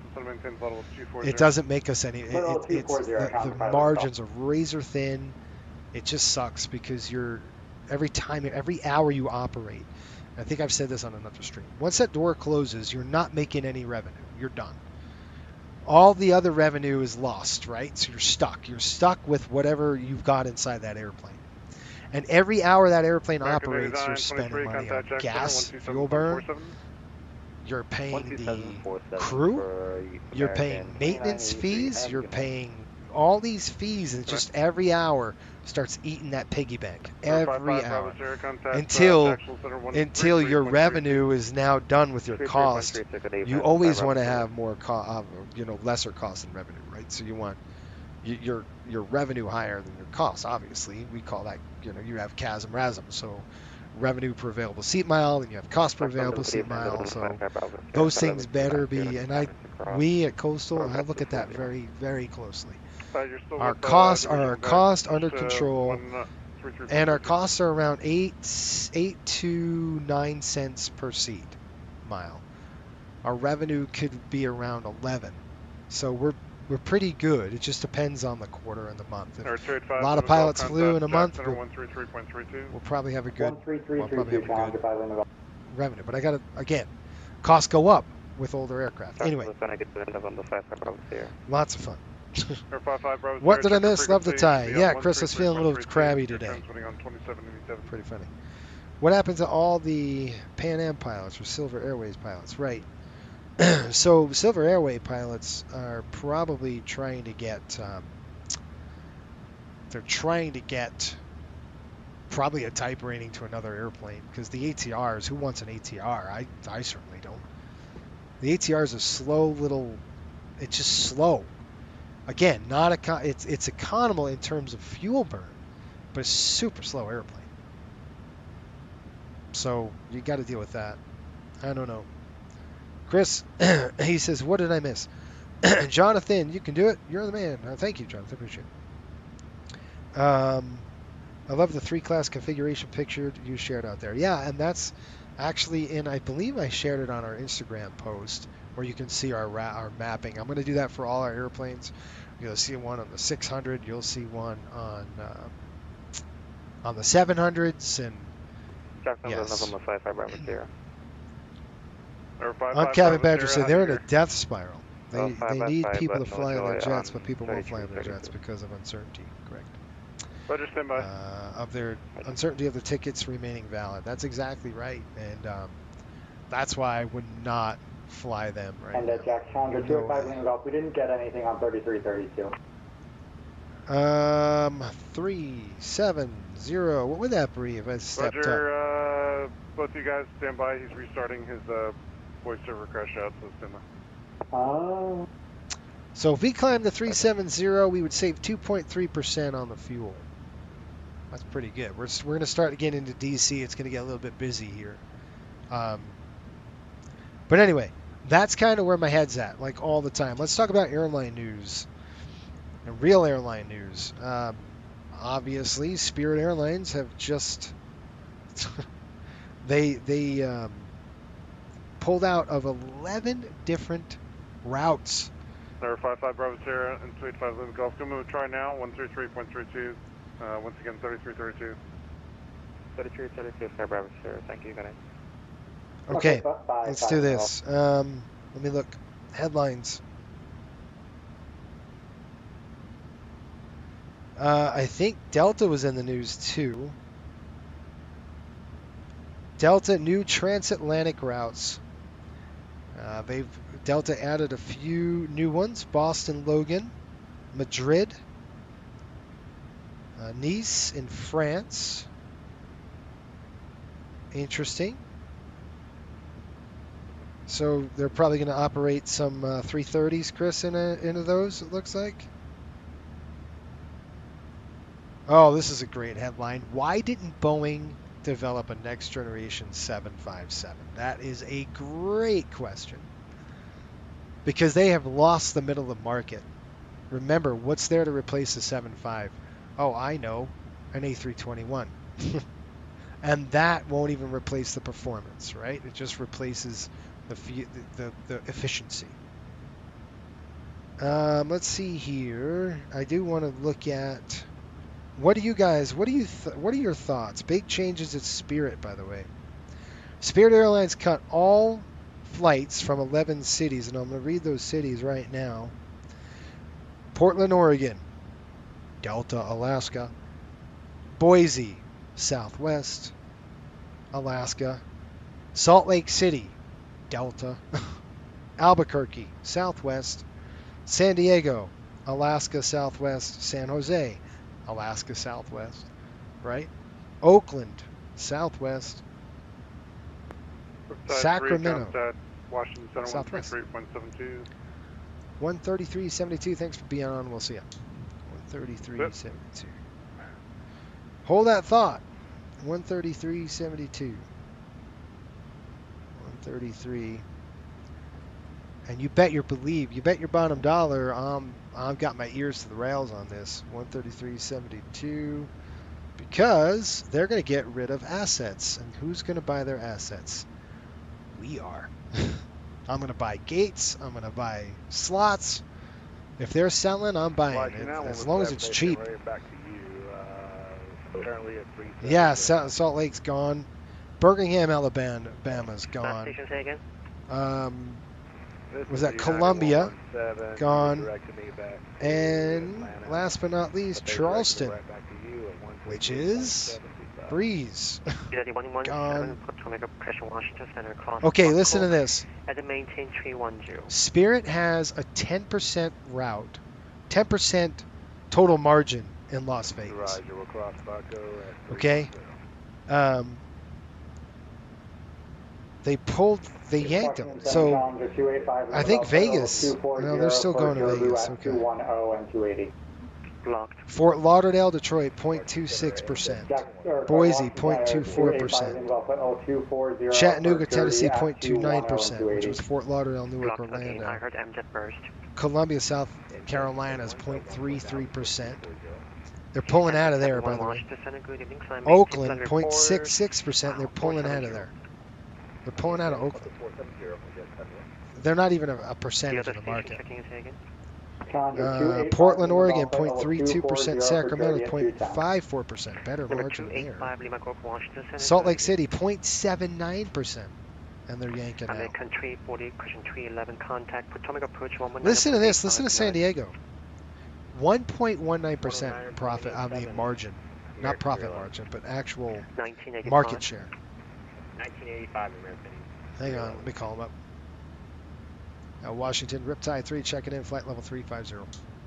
Riptide 3, Washington Center, good evening, break. November 416, Bravo Whiskey contact. And Las Vegas, 0.75%. So they're leaving all of those destinations. Albuquerque, Birmingham, Boise, Chattanooga, Columbia, Oakland, Portland, Sacramento, Salt Lake, San Diego. You've got an airline that is in dire straits, man. They are not in a good way, and they are going on the wayside. So I have started buying some memorabilia from them back in the 90s, like some old timetables and stuff like that. I used to work, well, not for them, but I contracted with them back when I was a kid, and man, I said, I don't know how this airline is still going. That was, I'm surprised it lasted this long, is what I'm saying. I mean, this is, I've got to say this, the Frontiers of the world, the Southwests of the world, and Southwest is seeing this now. That's why Southwest making their changes they're trying to make.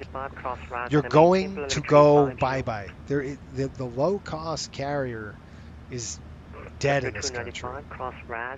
And because the legacies are smart and they're saying, let's go, look at our configuration. We have 108 economy seats in the back of this airplane. And I could drop those prices down a little bit to compete. I can't compete head to head with like a Spirit, but after all the bundling and stuff that you have to pay for, why not buy it? Plus, they can't compete in the product. We have full IFEs now on this airplane. Spirit can't compete with that. Neither can Southwest. They can't compete with that either. So they're going to have to do something or go bye-bye. That's what you're seeing with Spirit. Frontier's next. Watch them. JetBlue is working that way. JetBlue is trending that way, guys. They're the next airline. I don't see JetBlue losing just yet, but if they don't change who they are and what they're doing, they are going to be. They're the next airline going to go. That's going to be a while, but I see if they don't change who they are, 10 years. Normal speed 5. I give them a decade. They're losing market share in JFK to United. United would love, and that's a good, well, they got a partnership right now. So I would see a merger before JetBlue goes away. I think JetBlue is going to have a merger, but with United. That's what I see coming. Yeah, it's pretty interesting. Very interesting. But I love this stuff, so that's just me. Contact Riley approach 124. Shelton. Good night. Thank you for your ATC. Jonathan, I'm on 10.5 hours from Frankfurt to San Francisco. Put me in for a short sector. Yeah, you got it. Shelton says, I shared on the FSBN channel about the 7-1. San Diego, ouch. I wonder if a new airline will be made in the next decade. Maybe. Is there any money for Coastal hitting up routes to Canada? Canada is a hard market. I say that. We do go to Canada. We go up to Nova Scotia only in the summertime. In the wintertime, we stop, and that's Coastal Connection. All right, let me tell you a thing about Canada. It's a lot of money to operate out of there. It is super expensive to operate out of Canada. The fuel prices are good, but that's about it. Everything else is super high. Lots of expense going in and out of an airport in Canada. So would it make sense for Coastal? Probably not yet.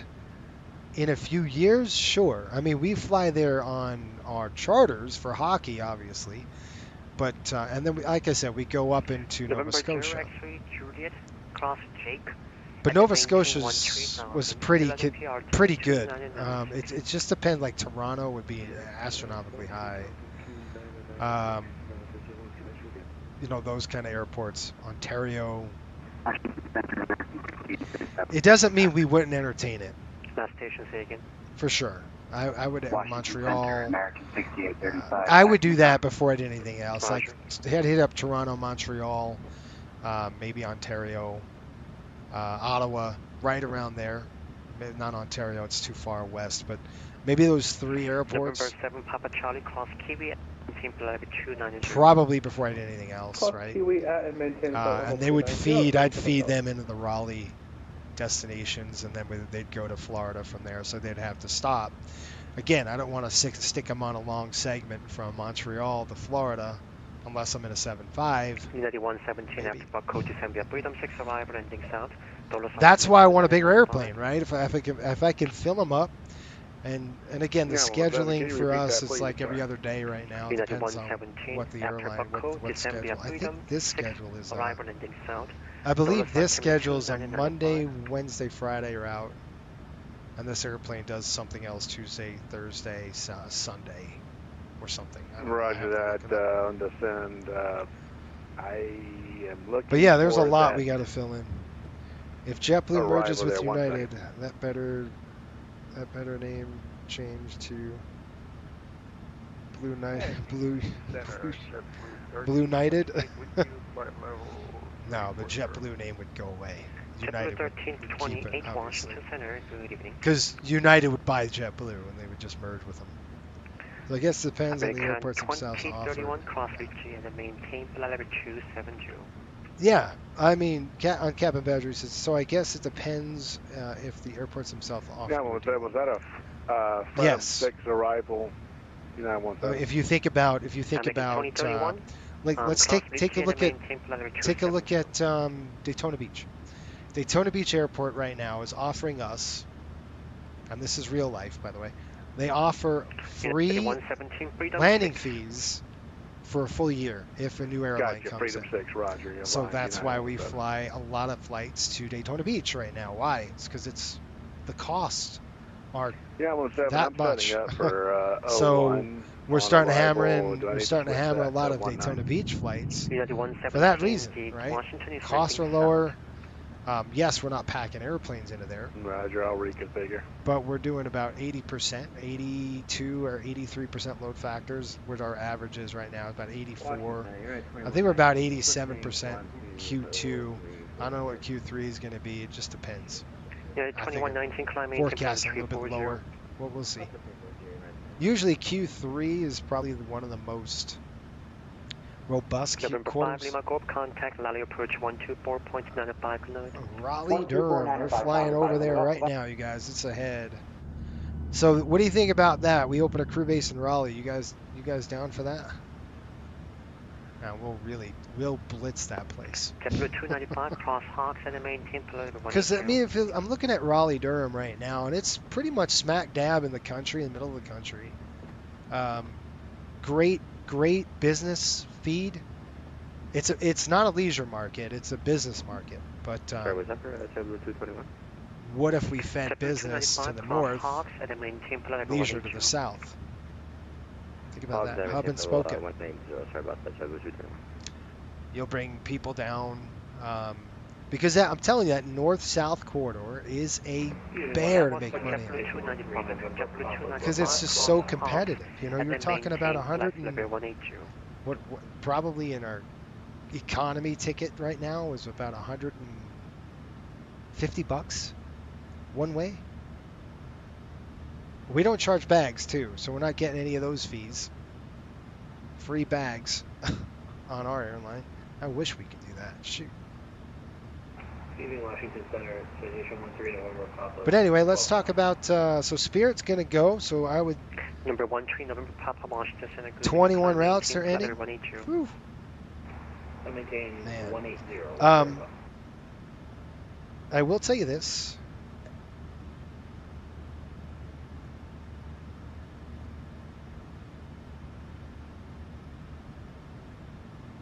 So...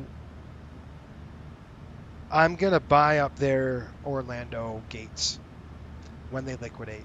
Not if, it's when. I'm buying their Orlando gates up, and I might buy their Fort Lauderdale gates. And maybe a couple LaGuardia. We'll see. We'll see. At least one or two slots. They're expensive, though. Those LaGuardia slots, I think they're estimated $11 million each or some crap like that. It's insane. Oh, my gosh. So, Spirit's going to go bye-bye, you guys. They're out of there. Just a matter of time. American 6835, contact Potomac approach 119.8. And once they leave that vacuum, who's going to take over? Potomac approach on 119.5. It's going to be all the airlines, I'm assuming, are going to just take over. And so a lot of low-cost carriers, so Velo, Breeze, they'll be able to capture a lot of that void that Spirit leaves behind. Southwest will probably jump in there as well. November 13, November Papa, contact Atlanta Center 125.62, good night. Atlanta Center 125. So full service carriers, American and United. Independent 1105. And then Frontier and Allegiant might be the ones that fill those voids. I don't know.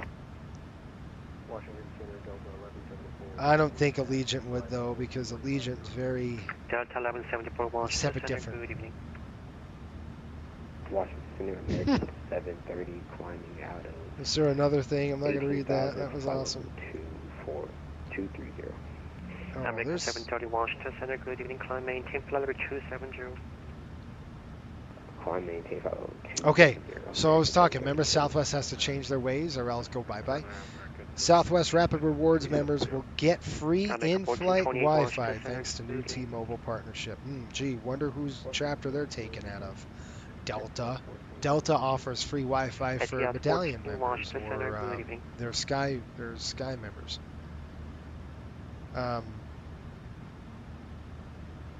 So Southwest is starting to do that now? Oh, gosh. See what I said? You got to offer a product better. Because Delta's taking it all. Delta and United are very strong carriers right now. American's gone. American stinks. They're another airline, just terrible. They're just, again, their product, I think their culture, I mean, everything with them. Oh, gosh, no. Anyway, gotta get off that soapbox, but it's interesting. I'm telling you. You know, I read something. True story. It's actually really cool. So. I forgot what low cost. Frontier. There was a group of, and you might have heard this before. There was a group of high school kids or something going to a sporting event. They were, I don't know if they were cheerleaders or musicians or something. They were going to a sporting event to compete. I forgot what it was, but it was they were in some competition. and Frontier canceled the flight. And they just canceled the flight, and they couldn't go to where they needed to go. Last station calling Washington, say again, course sign. And they went on Instagram, and they tagged Delta. And they said, Delta, can you fly us here? We're stranded. There's like 120 kids. We're trying to get to wherever they were going. And this is the time of when Delta was still flying the MD-88s. So it was a while ago. And I just heard about this today, though. I was like, you got to be kidding me. So somebody in social media from Delta found that story, and then got in touch with the chaperones or whoever, and said, we got a jet coming to Philly, and we're going to ferry it in empty. We'll load you folks up, and we'll take you where you need to go. And they didn't charge them. Now that's a company. That is a good company. And look, guys, Delta's leading the charge with their pilots, right? Because of Delta's signing of the contract, and that was a lucrative contract to the pilots, okay? Everybody else had to follow suit. So what do you think it's going to do with the cost?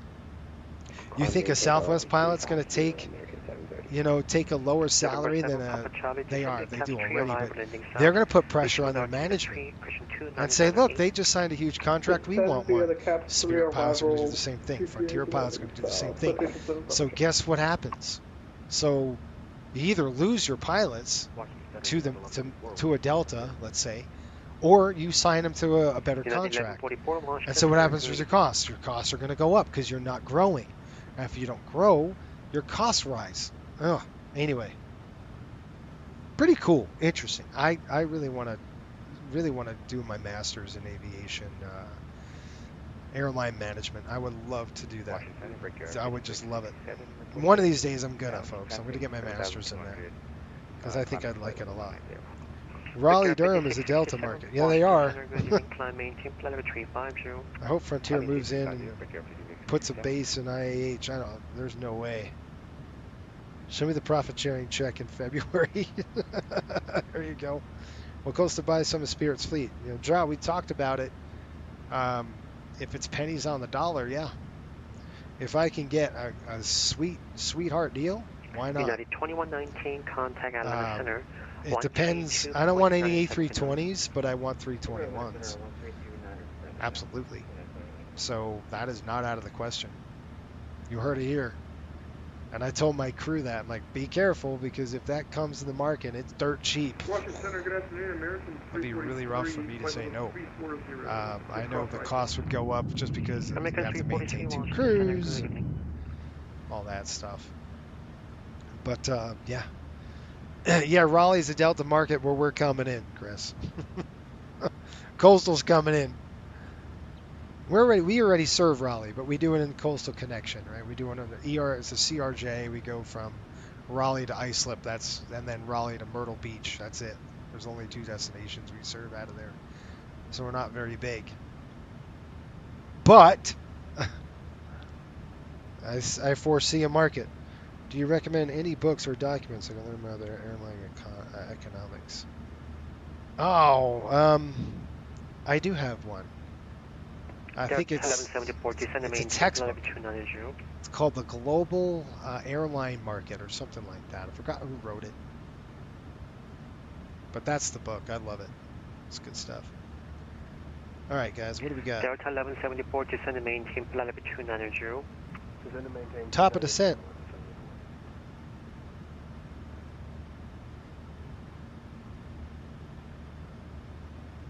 Oh, let me do something here first. I got to clear that, delete that top of descent out. It was confusing the airplane. 145 miles. Okay. I was just thinking, oh, are you going to climb the 370? No, I was too busy yapping, so I burned another 2,000 pounds of fuel. All right, folks, we got 147 miles, top of descent. Looks like New York is online. So let's get the weather into New York, and then we'll go from there. Let's go from there right here. Anyway, normal people look at news. I look at airline news. I look at airline news and I'm glued to it. I'm like, oh, what's going on now? And that's why I mean, we're in a good spot at Coastal, man. We've got cash flow. We just don't have pilots. So we need pilots. If you guys are looking for a challenge, I want you to come over and fly for us. I'd love to have you. Seriously. If you're serious, we'd love to have you. It's hard. Look, training's hard. No joke. But once you're through it, it's really fun. You just got to get through it, right? All right, airports. LaGuardia. What are we doing here? ATIS is... And they changed. Nope, they still got the runways sitting there 55 minutes ago. 190 at 8. 08. Chris, how you doing? Are you by the pool relaxing? Or are you locked in your room? 10 miles visibility. And by the way, I did have to take a nap. I slept for like 30 minutes. I was so tired. I was like, I need a jolt. Delta 2286. 25. Delta 2286, available at 360, direct Charlie Sierra November. 18. Delta 2286, Washington Center, good evening.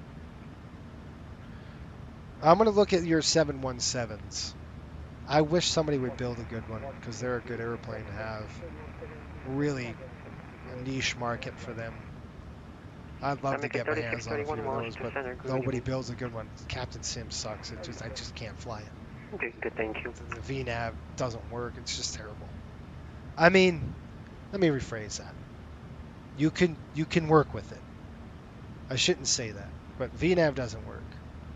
So you're basically flying an old, which is fine. You just do a 3-to-1 calculation and you're good to go. But it's just weird. Okay, Center American 343. We got time to step out of the cockpit for 5 minutes. American who? 343. Okay, folks, we're going to a 7,000-foot runway. American 343 up. Let's see, what's Chris say? Minutes. In the pool watching with a cocktail. We're back. Dilly, I'm earning that Captain Cramps right now. Oh no. Remember, don't buy airline stocks. That's exactly right. That's funny. America 1428, descend and maintain flight level 290. Okay, landing en route. We are going to a place called LaGuardia, LGA. Washington Center, Delta 1594, flight level 370. All right, this is VTP, by the way. Flat 22 on the runway.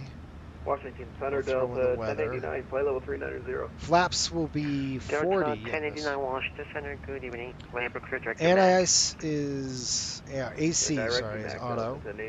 Anti-ice is off. Brakes are all. NNC is none. Speed brakes, we're going to go auto. Full on reverser. And we have a landing weight. 221 contact. 143.9 will be about 142, 141. Atlanta 132.9. 141 with a 5-knot increase on the ref. Let's see what we get. Landing runway is going to be 22. Auto brake, probably going to be 3 on the auto brake with flaps 40. And full reversers. I'm doing it now. We got about 148 miles to go, top of descent, so it's going to get pretty busy once we get into New York airspace. I see a lot of traffic. 343 back in the cockpit. So, Roger. I wish I had one of you with me so I could work the radios and you could fly the airplane. Okay. Warning, max manual. Caution, wheel fuse plugs may melt. Delay takeoff and inspect after 1 hour. I don't like that. That's money in the bank. That's money.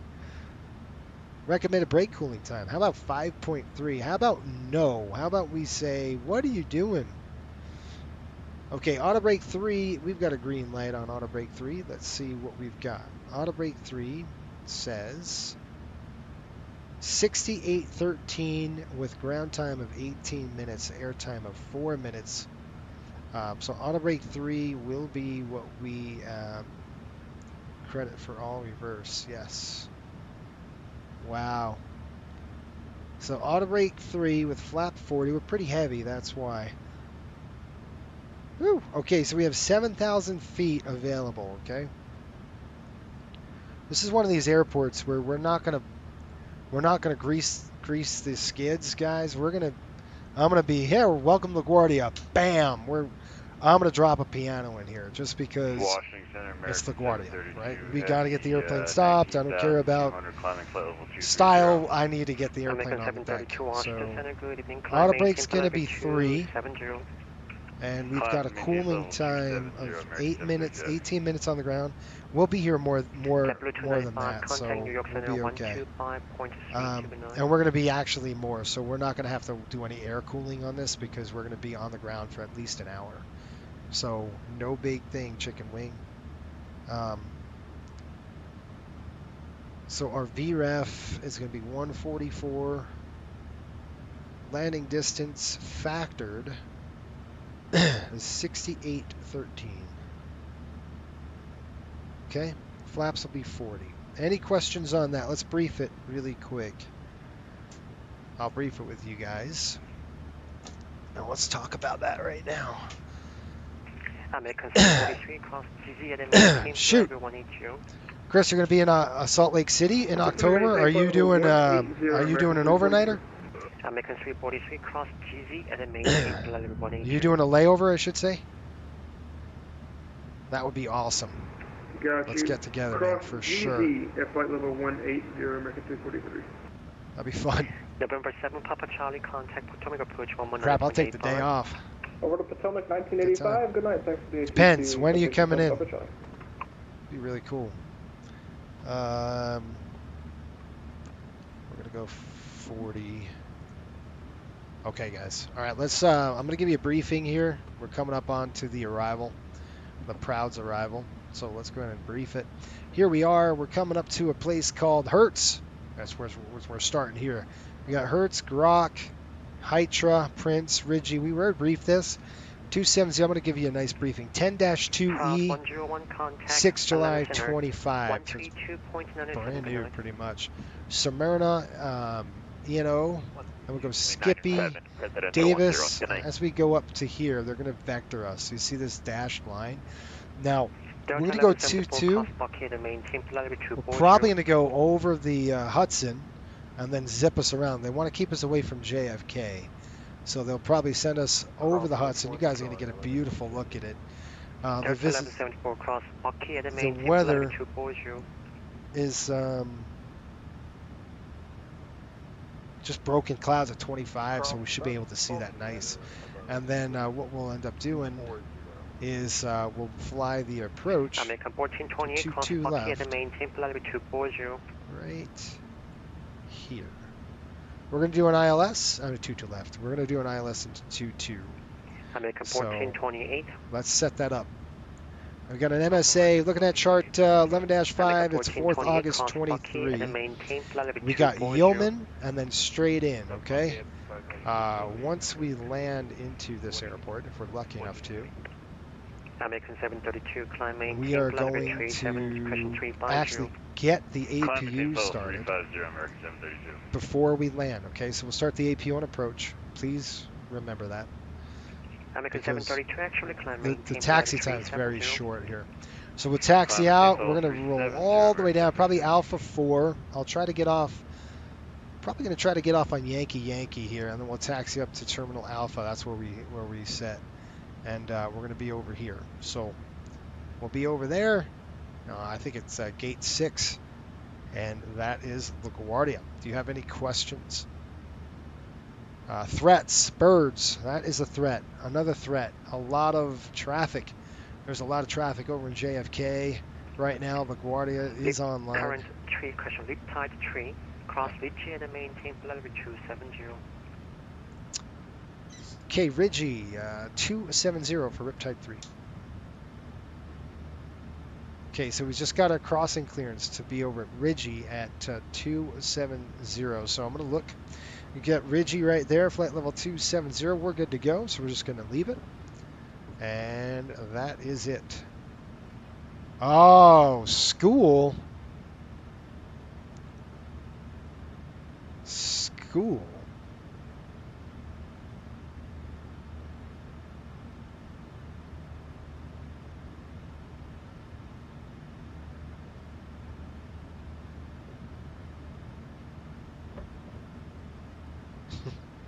I just sent you a text.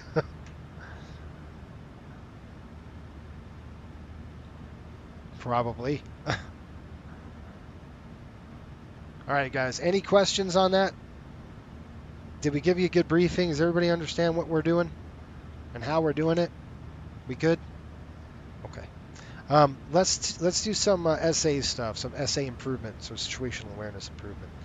Let's go over to here. We're just going to go down. This is an airline specific thing we do at Coastal. I'm going to throw the RW22 in the scratch pad. We're going to go to the fix page, dump it over the top. We're going to go slant. What are we doing? Slant 15. And then we're going to go slant 5 and slash 3. So that's 15 nautical miles, 5 nautical miles, and 3 nautical miles. And what that does is gives us rings. Those 3 rings helps us with energy management. Cross TV at flight level 180 from American. Hold on. Hold on. Why didn't you call me?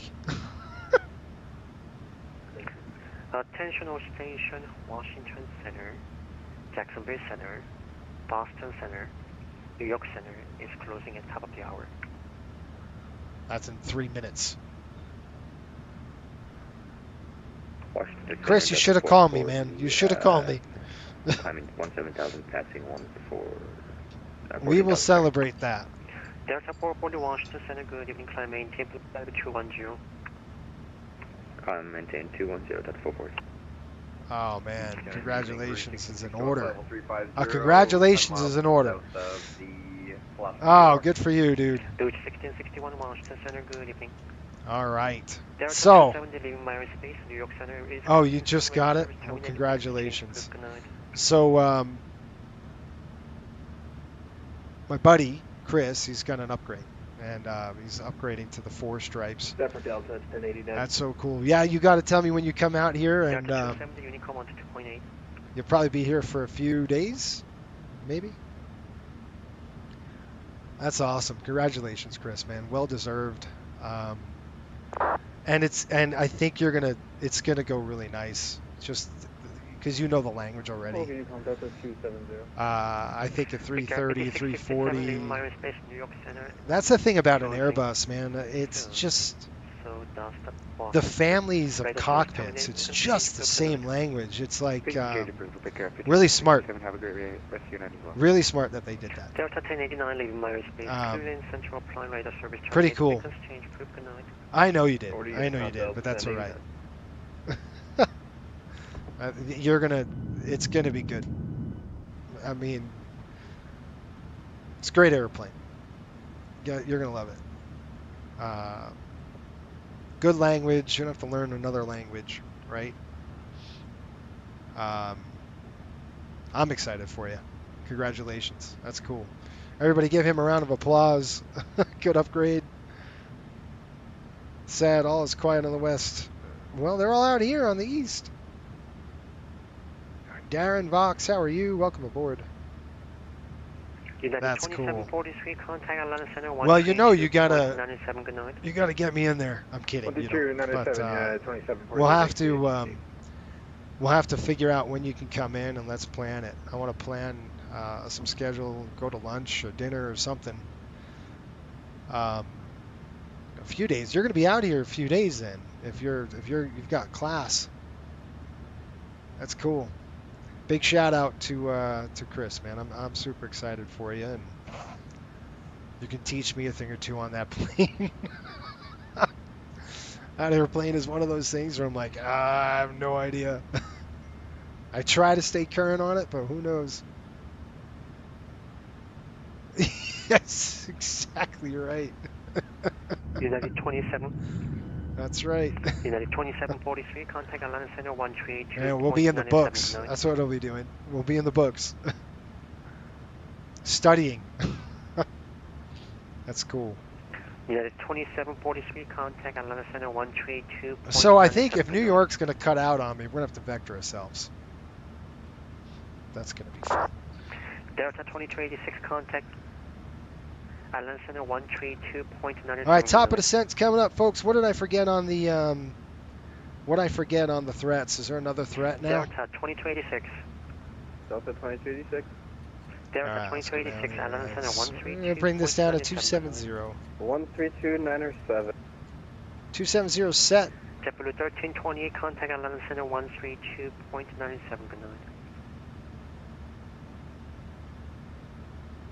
JetBlue 1328. He's calling everybody. We're all gone. Are you flying on the West Coast? Look at how beautiful it is here. Man. All right, guys. We're at Prince. Prince. I'm just going to call him Prince. I struggle. I'm on the struggle bus with a lot of these names. Prince.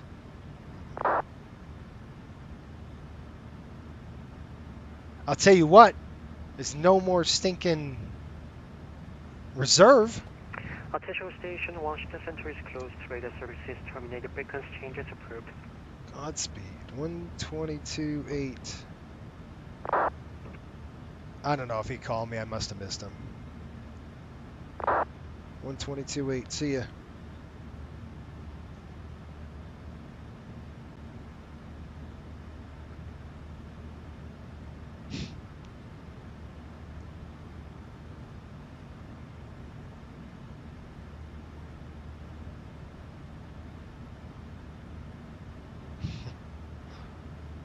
Fun stuff. All right, top of descent's coming up. So unlike the Airbus, in the Boeing, you just make sure you set the altitude correctly. On an Airbus and the MD-80, you actually have to set it. You have to actually push it to alert the airplane. In this aircraft, you don't. You just set it at 270 and it's going to drop in. Let me see if New York has dropped offline. Yes, so we are on our own into New York, so that adds another threat. It's going to be 122.8 on the frequency. We're going to have to listen pretty good to this. And now we're on our descent. Good stuff. What's it, Chris? Is it a 4? Is it a 2-week thing? I wonder how long.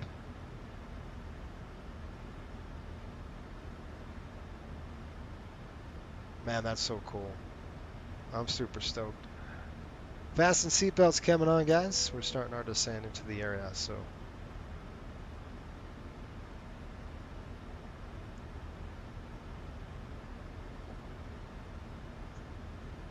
Cool. All right, guys, we're in the New York area. It's absolutely beautiful out here. As you can see, 190 at 8, 10 miles visibility, looking at 79 degrees and under broken clouds at 25,000 feet. So 2 weeks. Okay. Oh, yeah. Oh, yeah. That'll be fun. I'll take a few days off. Of course, you're not going to get any days off. You won't get any days off. So we'll have to do it.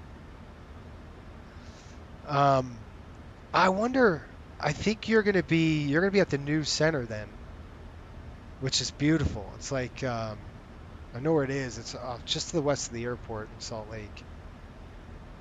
I just went there. What the heck was I doing there? Oh yeah, I was going to Breeze. That's what I was doing. Yeah, it's beautiful. Beautiful place. Cool. You've been to downtown though, haven't you? You've seen that. It's all under construction. Like Temple Square is just under construction in Salt Lake City. All right, you say if I mess up my landing into San Francisco, then I guess it was the fault of the FO, right? Sure. It just depends. A good captain will always take it. A good captain's going to throw themselves under the bus and say, that was my fault. I screwed it up. Never happens. That never happens. It was, you know, a true story. I poked my head in.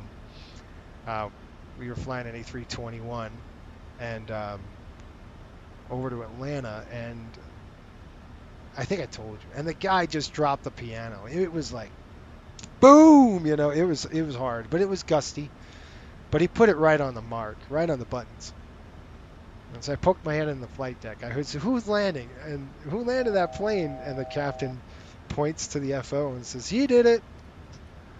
I mean, just didn't even hesitate. Just threw him right under the bus. I was like, really? I had a chuckle on that one. All right, guys, you see how I'm going to go ahead and set, you see what happened? What I did here? I opened the speed window. I don't know if you guys probably didn't see it. So what I'm doing is dialing this down, and I'm going to bring it down to about 10,000, which is our next altitude point. But you could see the speed window open right now. Well, I'm going to close that speed window, and I'm going to click VNAV set, okay? And I'm going to say, all right, we're past Ridgey, but now we're about 4,900 feet above profile. So what the airplane's going to do is level off, and we're going to go ahead and kick in the speed. That's why the speed window opened on us. It's always the FO's fault. Well, I guess. Wow, good stuff. Oh, where's your base, Chris? Are you you going to be into toilet still, or are you going to go Atlanta?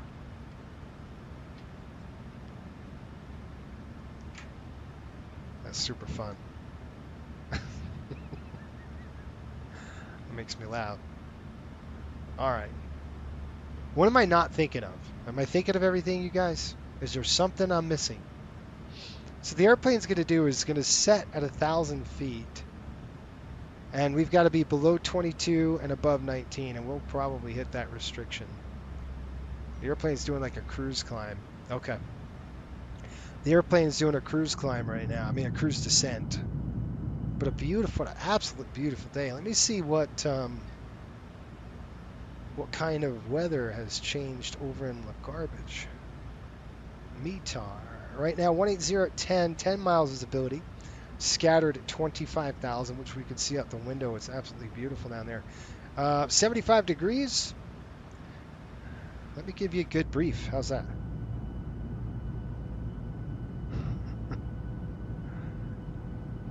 All right, here we go. I wish I had a walkie-talkie for this. Hot mic. Folks, from the flight deck, we're starting our descent into the New York area. I'll show New York in about 20 minutes or so. Weather in New York is absolutely beautiful. It is 75 degrees with scattered clouds there at 25,000. Give you a good view of Manhattan. We're going to be landing to the southwest today. So we'll give you a good look of the of Manhattan. Those sitting on the right side of the aircraft will have a good view. Thanks again for watching the FSBN channel. Make sure you subscribe if you're new. If you are not new, make sure you hit the like button. Sit back, relax, enjoy the flight into LaGuardia. There's 24,000. I'm going to go. So, true story. I bought my son. He's been loving this fly fishing. I love to fly fish. So, but he's old enough now where you can actually cast.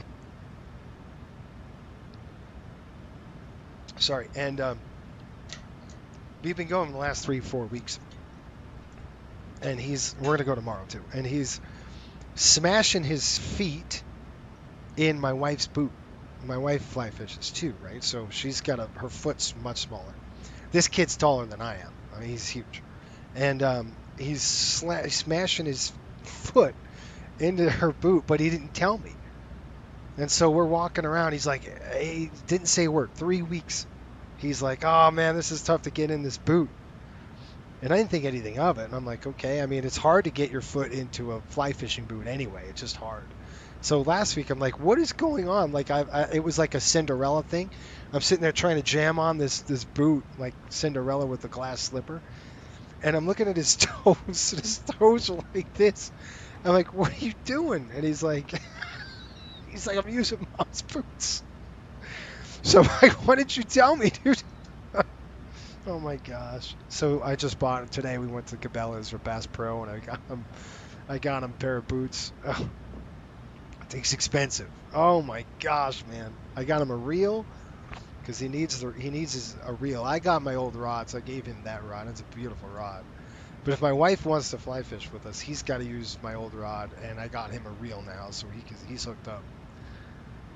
So he's got a nice reel. That reel is better than mine. Man, my reel is really old, but his, I mean, it's super light. Mine's pretty heavy. But anyway, he's got new boots, so he's all hooked up for tomorrow. So we'll take him fishing tomorrow. We'll go get some fish.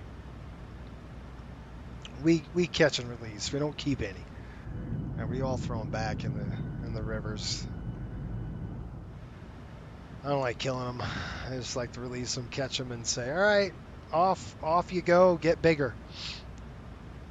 Super fun. I wonder how many 737 pilots are going to lose. You wonder how many 737 pilots we're going to lose the 75s? Well, that's a good question. We're not going to do a type lock. We're not going to type lock. We just can't. Until I get more pilots in the door, then we can type lock. But we're going to have training. So if you want to be a 7.5 pilot, like you can fly 727s with us too, or the MD-80. You just have to go through training. If we got like 100 pilots, then we would type lock you into a fleet. But getting 100 pilots, man, that's like that's a pipe dream for us. I mean, I'd be lucky to have 20 by 2 years or so. It's just the nature of the beast.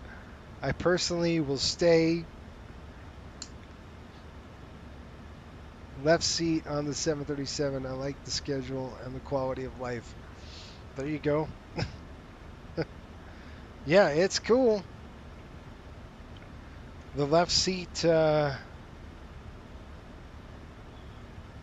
definitely fun. So are you not going to go for the 7.5? Come on, you're going to love it. I'm going 7.5. I hate to tell you guys, that's what I'm doing. I don't want to say it. I don't want to say it. I'll speak blasphemy, but if the 7.5 burns less fuel than that MD-83 does, which I did paperwork, and it's about 200 to 300 pounds or 400 pounds less, is the MD-80s going by in our fleet? I don't know. What does that look like? I don't know. Son of a gun. We'll have to cross that bridge when we get to it. How's that? We can't get rid of the MD-80, right? You guys are going to tell me. No, we're not going to get rid of the MD-80. We're not doing that. Don't freak out. I'm going to shut all this off. All right, through 18,000 feet. Let's get real. We're going to do some splaining. All right, this is coming on, that's coming on, that's coming on. That's on continuous and continuous. All right, we're going to go to 29er 5, you guys. 29er 905. All right, I'm going to set this to field elevation, which is 21 feet. And that's something that we do here at Coastal. We'll set it to the field elevation if it is not under IMC. If it's IMC, we will set the barrow to 21. We'll set the barrow up to the actual minimums. So all good. Pratt & Whitney or Rolls-Royce? We are going with the RB211, sir. The Rolls-Royce engine is what we have. We've got, I believe we have 10 X200s from American, the RB211s, and then we're doing the freighters, and those freighters are from Europe somewhere. Again, my buddy brokers them, so he's going to be flying them, delivering them to us, which is fun when they come out, right? 110.5. So I got him flying. I called, I talked to him on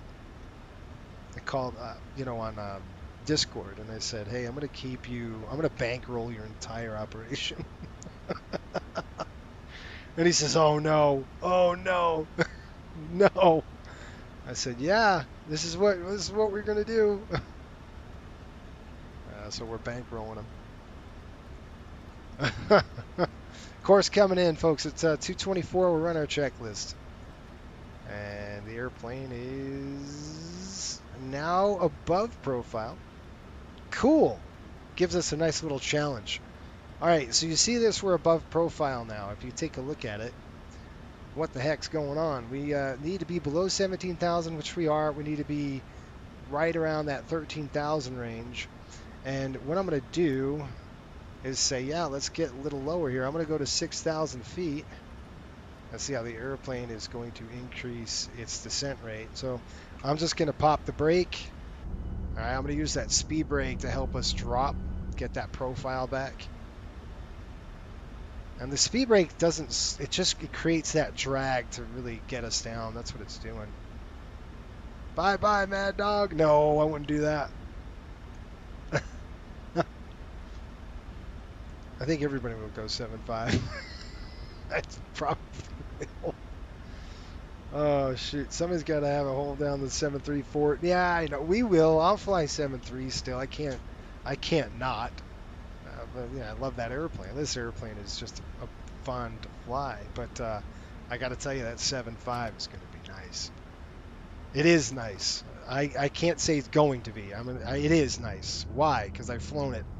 So yes, it's going to be nice. All right, in the chat right now, shoots on, you guys, if you're still with me. If there's any members out there. I got to put this thing on. I don't know why. This is a fun thing we did with Cliff in the hockey season. He almost killed me like 4 times. So we got to have fun with this thing. When we do shoots.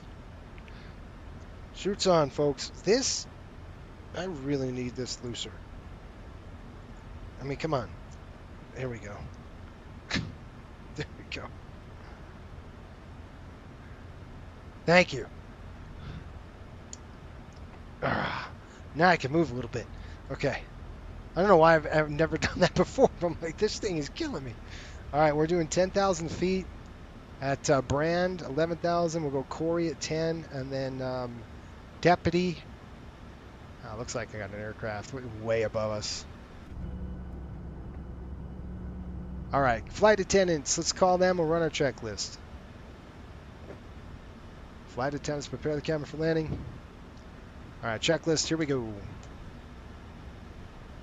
Descent checks, altimeters and bugs are set and cross-check. VREF and V-target set and noted. We're going to do 140, 141.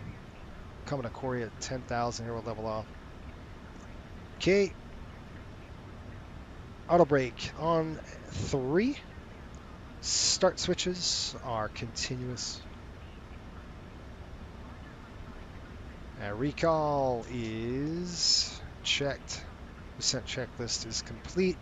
See how the speed brakes? We got to slow the aircraft. Speed brakes coming out. You got to slow the bird down.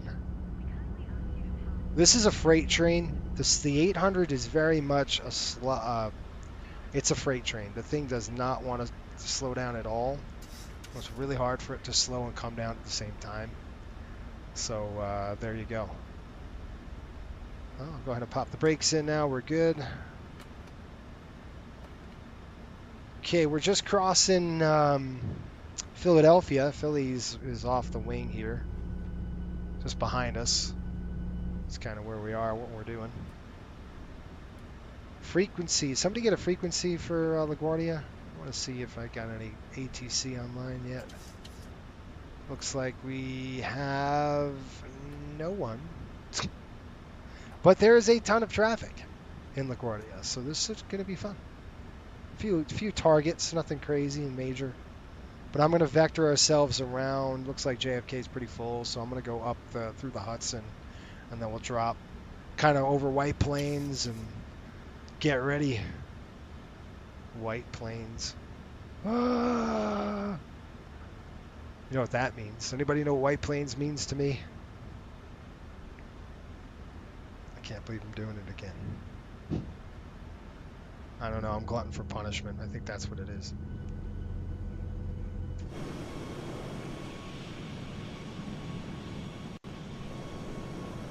Yeah, a little bit bumpy.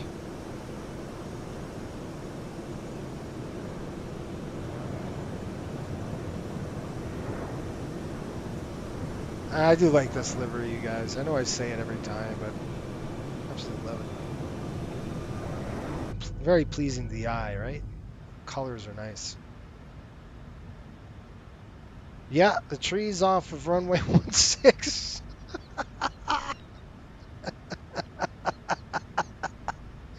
By the way, did you know what I did? I had a company come out, an arborist come out and actually cut the trees down a little bit. I said, look, you got to shave those trees another 3 to 4 feet. Just cut them down a little bit. Just like slope them up too, because when we land there, we like to come in a little low. So make sure you just cut those down for us. And they did. They cut us down. They did a good job. It's funny. It cracks me up. It's great. And you guys, if you don't know, Westchester is our base in the wintertime for charters. And I fly the MD-83 in there. And it's a short runway. So yes, there's times where I go, we're clear of the treetops, when I drop in pretty darn close. So that's a little insider information, a little insider baseball. Now we're at Tykes. Anybody got a frequency for me on this one? I don't know. Let me look. I think it's like one. Holy crap! What happened? Okay, there we go. CTAF.CTAF-LGA. Chris, that's in a month away, man. That's coming up. 118.7. I'll call you tomorrow or something. That we'll have to talk. When you get your class dates and you know when you're coming out here, I'm gonna go ahead and I'm gonna stay on 122.8 for a minute. We're gonna descend out of Yeoman. Yeoman's 3,000. We got Proud, Yeoman. We'll go vectors. Okay. All right, through 10,000, guys. Let me look at the that. So we're depressurizing well. All right, our differential is below 4, so I want to see that. And our cabin climb is under. Well, Chris, it could have been worse. Could have got a 7-1, buddy. Which, no thanks. At least in this family, you can make a little bit of cash. You know, longer segments, which is nice. Looking forward to your duck under? Yeah. I will be ducking under. You betcha. Did I diagnose why my control still not no hockey info yet? Man. Cal, what's going on? It says, hi, I think I'll do 4 legs tomorrow across the country. Should be nice. What LaGuardia scenery do you have? I have the MK Studios, bud. And I recommend that scenery for anyone. That scenery is absolutely beautiful. They did such a good job. Really, really did a good job with it. All right. Let's see. We're gonna go over the Hudson. You guys excited? I'm excited. This is fun for me. I love this fly in the Northeast. There's something about it. It's pretty cool. Let me give everybody a call here and let them know.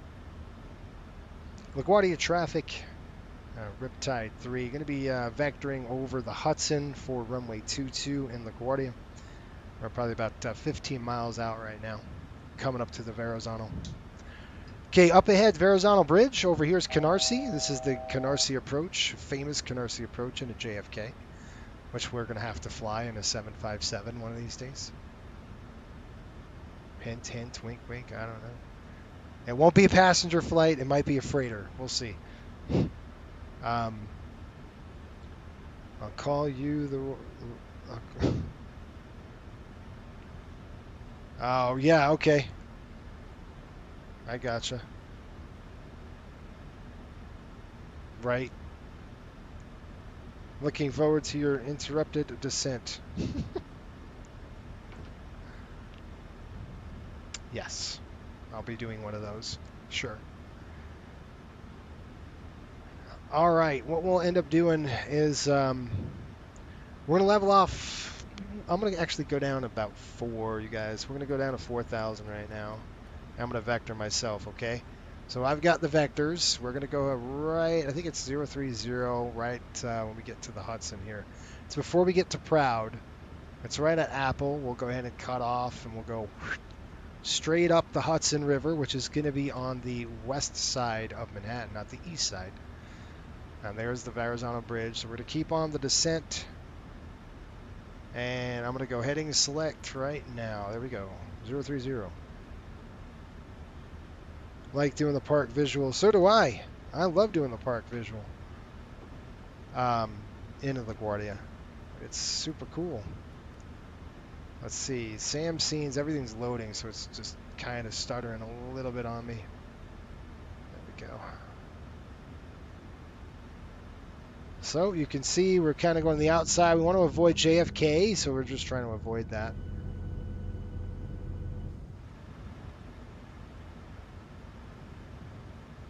We'll go up to 3,000. I'm going to go ahead and get rid of that. Take a look at our targets. We've got 3 targets on the ground now in LaGarbage.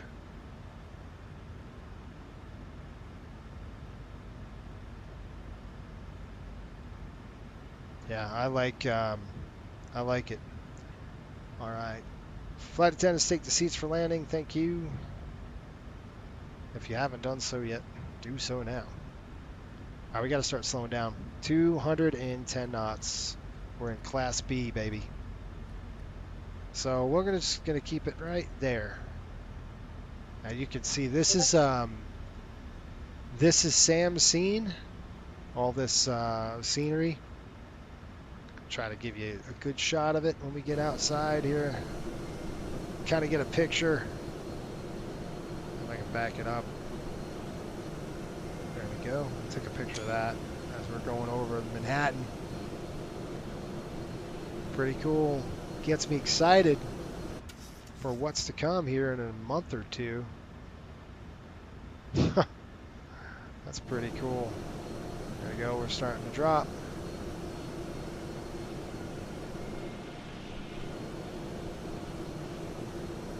I'm trying to get a good shot of it. Like right there. There we go. Look at this place. Let's see if we can see you can see Madison Square Garden. It's going to be right up 34th. Where are you? Right over here somewhere.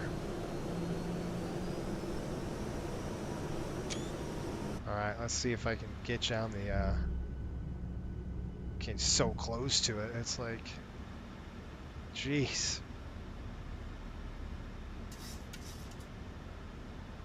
Yep. Up the river, Yeoman, 3,000. 1,000 to go. 030 on the heading. 0.25. Let's just do 25 for now. That's cool. Let's see if I can get out and see it. There it is, garden right there. See it? That's Madison Square Garden. Fun. Trying to get a good, like, you know, one of those shots where you're like, yeah, it's perfect. There you go. Something like that. Yeah. Now we're seeing it. I gotta sightsee. Sorry, folks. Forget the flight. We're sightseeing now. There's Central Park coming up. All the museums are right up and down Central. All right, 3,000 feet. Let's go. And then we got Yankee Stadium coming up. All right, coming over.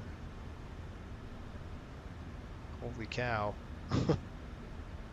All I see is holy cow in our chat. I don't know what's going on. Nice. So basically, we're going to start making a base leg. You can see Yeoman right there.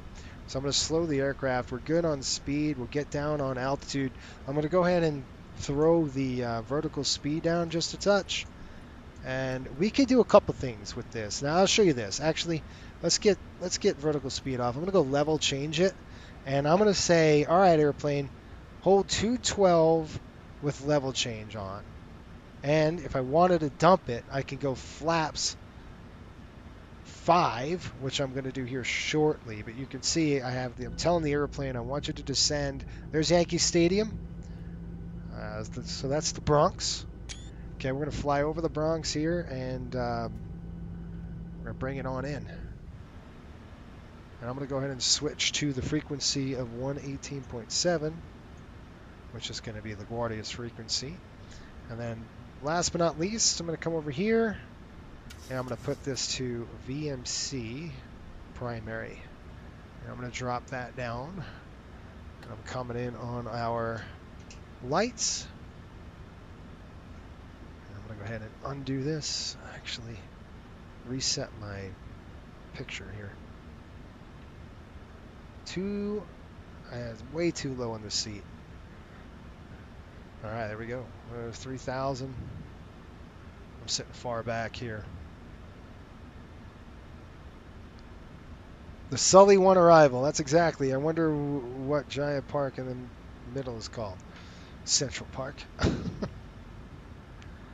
All right, so we're level. We're going to go flaps 5, and we're slow to 180 now. We're on basically an extended downwind here. LaGuardia traffic, Riptide 3 on a downwind, runway 22, LaGuardia.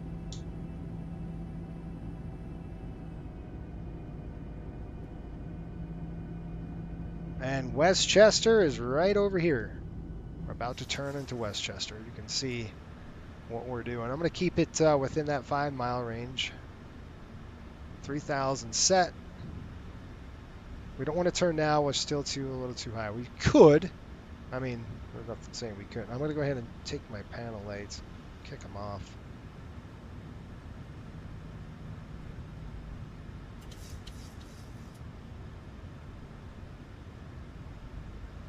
I feel like I have to get my head down there to see. All right, weather radar is coming off, terrain's on. There we go. That's better. All right, let's do it. Let's go base. Base leg, right turn, out of here. LaGuardia traffic, Riptide 3, turning base runway 22, LaGuardia. There we are. I'm going to go to 2,500 feet right about now. And now I'm going to do a vertical. I can go. So far. What do you say? I'm sorry, what'd you say? I said great stream. I'm watching your stream. Oh, thanks. All right, so we got 180 on the speed. And we've got the heading 136. Good deal. We're going to go to 2,500 just because that was just kind of square it up. We're good on the speed. We're looking good now, guys.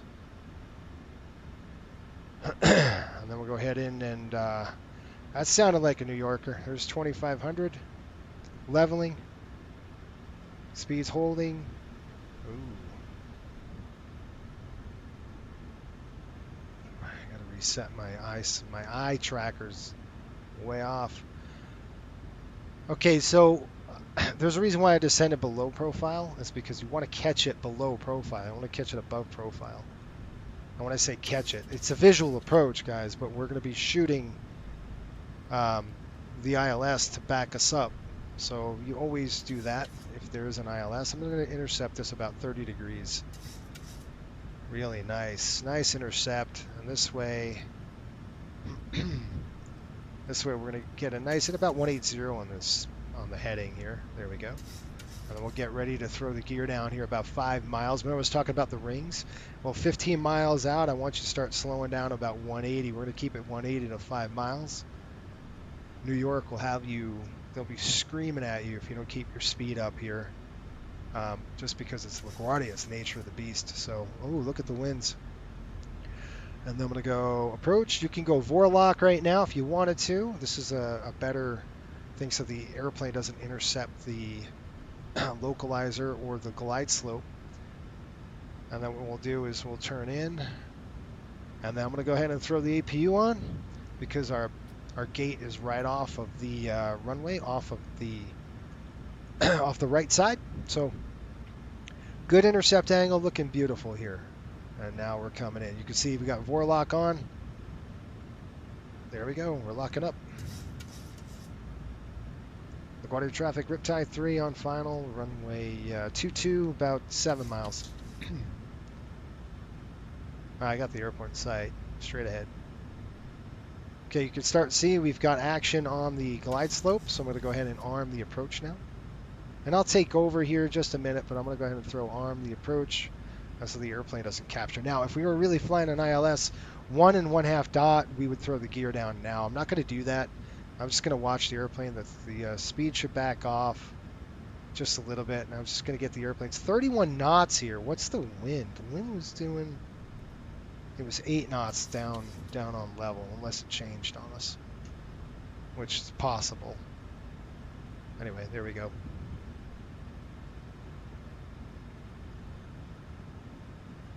All right, so now the airplane's going to grab localizer. It's going to grab glide slope, I should say. And I'm going to just ever so slightly come... Oh my gosh. I'm going to come in. That's really killing my frames. All right. Good right there. You can see it. You see how the speed creeps up? Well, now you got to get the gear in. And then we're going to slow. We're slow to 160 on the speed. And I'm going to take over here shortly because of the winds. All right, flaps 15. Let's get those flaps in.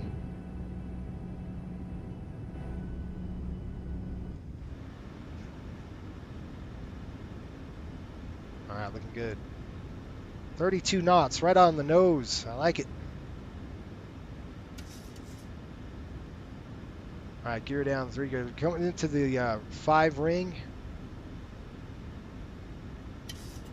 Expect wind shear. Bring it up, speed. Come on up. Watching that speed. It's too low. All right, you ready? We're coming down flap 30. Set ref. Ref set. Landing checks. Speed brake is on with the green light. Landing gear down 3 green. Flaps are 30-30 with the green. All right, I'm going to take over, folks. It's my airplane. I'll let them know we're 3 miles. I'll click everything off. And it's 26 knots, so, you know, I'm expecting a little bit spiciness. It's 24 knots now, so see the airplane's hunting because of the winds changing so much? I got it. Okay. It's off. I got it. I did that because the throttles were set high. LaGuardia traffic, Riptide 3 miles, runway 22 LaGuardia. Alright, so that's way too high on the speed, so I'm going to slow down. 1, that's 22 knots. 1,000 is... Sync 1,000. Speed is coming down.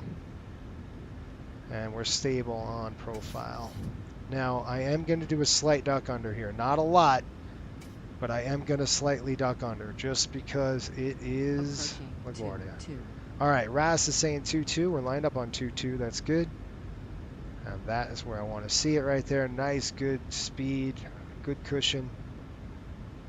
We're getting a little bit of crosswind coming in from the left side this time. We're right on profile now. I'm just going to tickle it up just a little bit. There we go.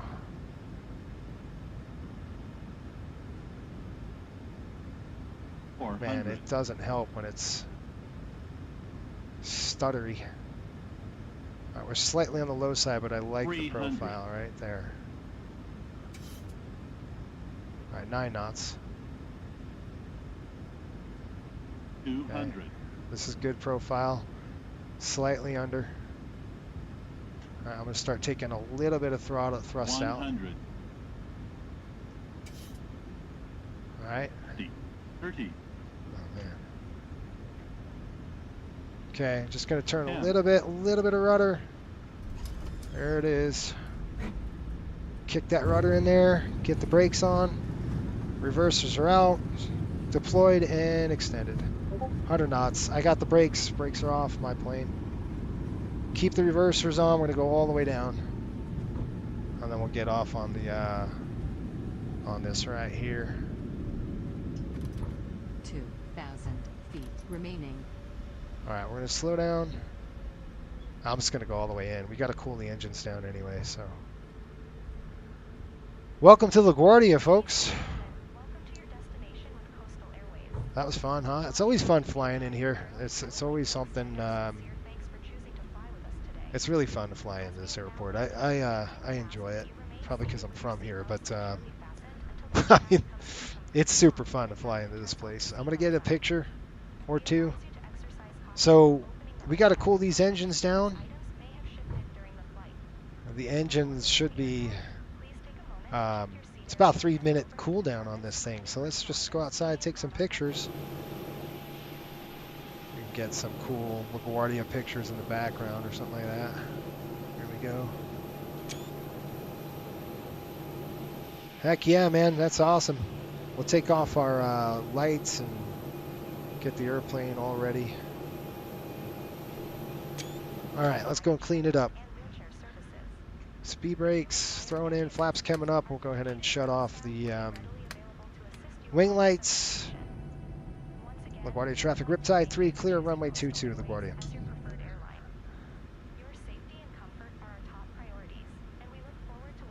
All right, window heat is off, and so is pitot heat. Pitot heat, I want to make sure that's off too. Okay. Good deal. And we are already on the generator, so we're going to throw the APUs on. I want to throw off our landing lights. Keep our taxi lights on. We'll actually throw off these two. See what I mean? It's such a quick taxi. You're really busy and there's no FO, or yeah, there's no FO to help you. So you're stuck, you know, doing this yourself. So it's a lot of fun. But remember, our roots, like at Coastal Airways, our roots is from this airport. This is where we started. Our first route was a LaGuardia Bar Harbor run. So, matter of fact, we did a lot of our training here at this airport in the Northeast. So that's, I mean, we were heavy Northeast, obviously. All right. What'd you folks think? Good? I think this is going to be gate 6 that we're on, so we're going to swing it around. I'm just trying to look at the airport. I want to say it's 6. I forgot. Where is that terminal?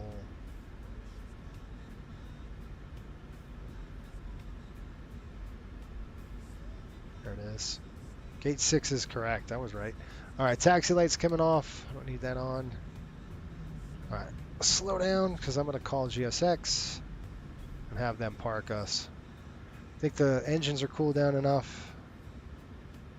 So I'm going to say gate 6, right? Is it Alpha 6? Yeah, it's Alpha. I don't know. Let's see. Gate 6. No. We should be Swissport International or Menzie if they don't have it there, so I'll go Swissport. I don't see it here, so it must not be the right gate. Oh well, I'll have to revoke it then.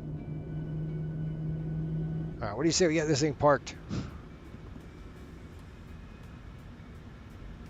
Alright, shutting down number 2.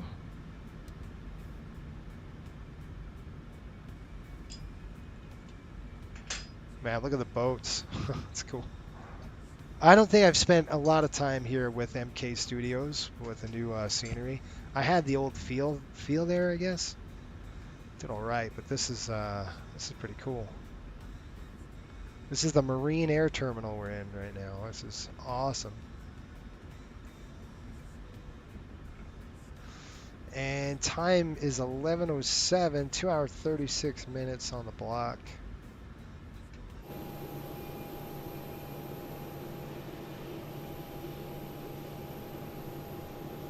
So I'm cheating a little bit because my guy's not there. All right, let's lock up the brakes. Get the brakes. GSX is there, which is weird. Okay, brakes are on. On the bus. Shut it down. All right, seatbelts coming off. Make sure I hit the seatbelts this time and not the dang APU button because they're like right next to each other. All right, seatbelts are off. Electrics off. We're gonna go ahead and throw the packs off for now, and we'll get our get the ground power hooked up with the airplane. We're going to throw the anti-collision lights off, and all but one fuel pump, and that's going to be the forward pump is going to be on, and they're calling us. So we're done off of that. That's coming off. That's coming off. Go ahead for the ground. GSX. I got you 5x5. We're in at 11:08. Loud and clear on my side. Microphone check is 5 out of 5. Okay, we're going to go ahead and request deboarding. Okay, Captain. Ground power is clear. Stand by. We start getting you offloaded in the field. Yeah, let's go and get the ground power on there. Shock's coming set.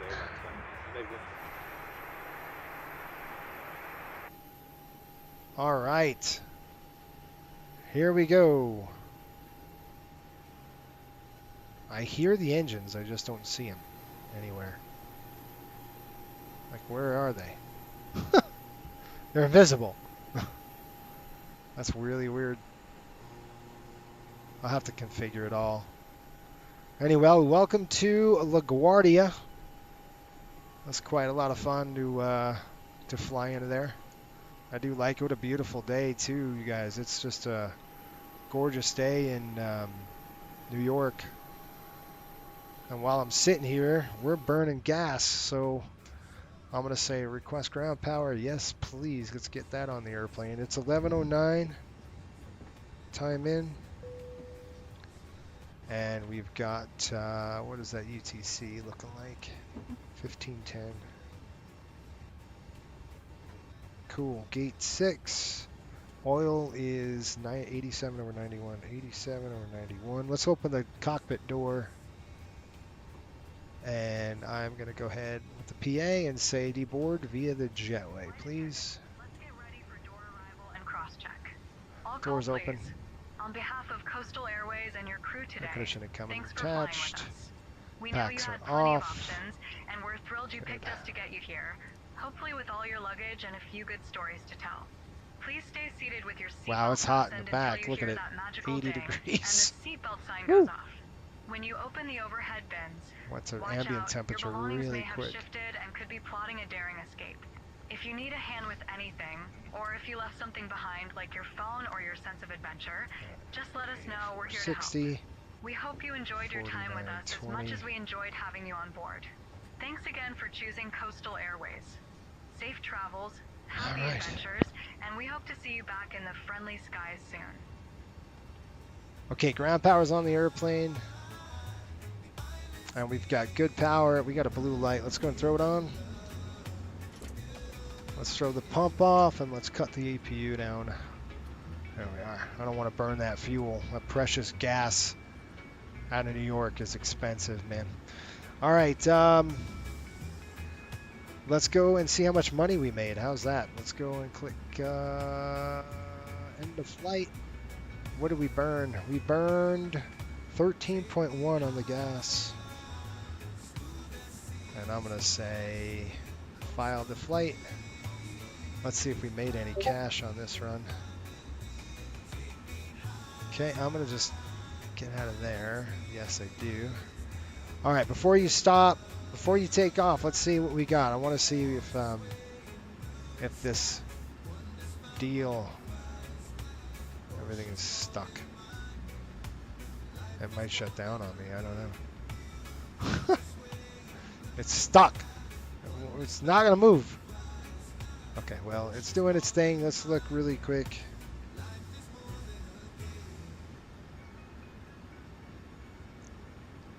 I hope it unstucks itself. Hello? Nope. Not right now.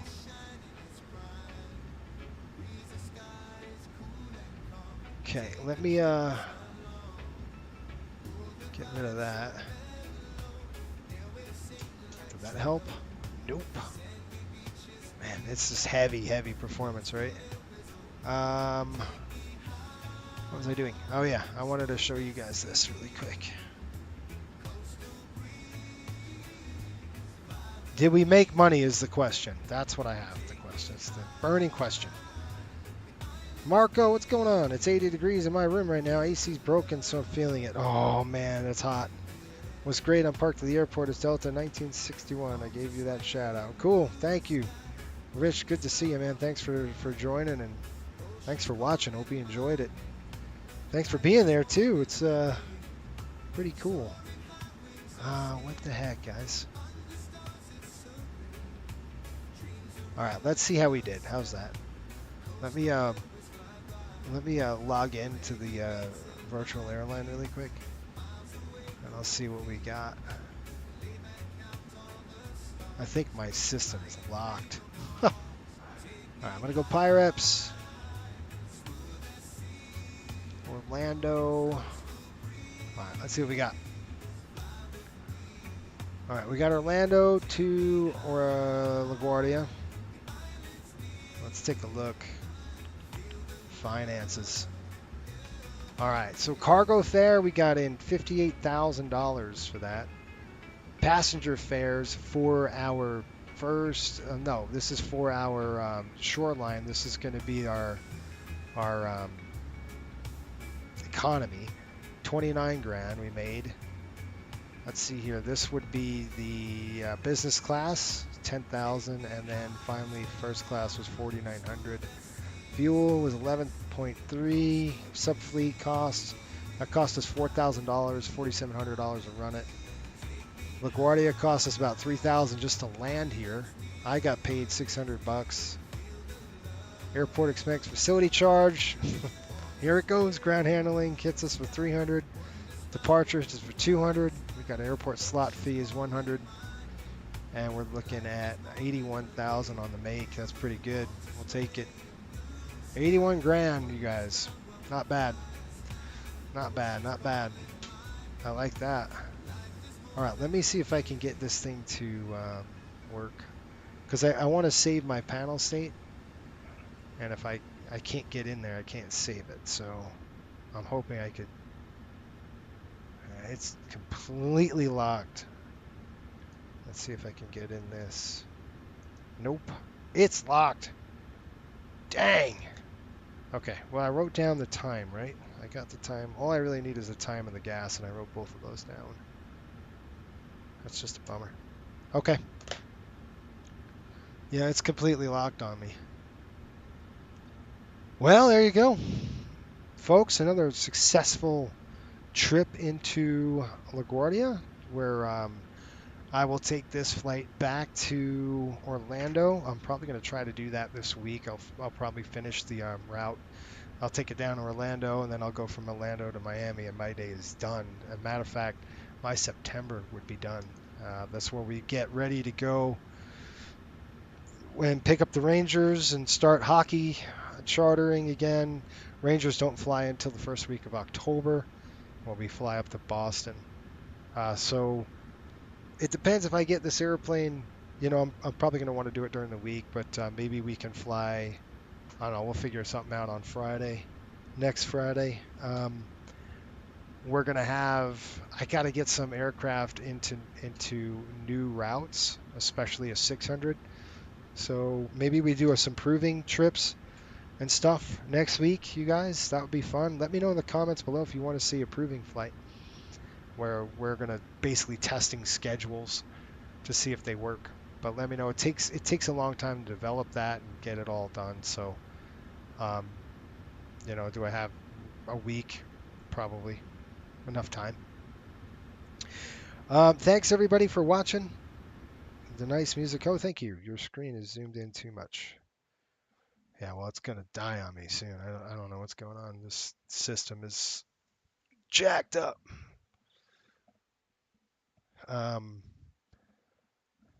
We'll see. Marco, I think I got everybody. All All right, folks, thanks for watching again. We'll see you guys next week on the FSBN channel. Until next time, keep the blue side up and the brown side down. I'm just waiting to see if this thing shuts down, and it did. We'll see you, folks. Have a good one. Board the plane, it's summertime. Sun is shining, it's bright. Breeze the sky is cool and calm. Take a trip, it's not long. Oh, the vibe so mellow. Airways sing like cello. Sandy beaches we fly.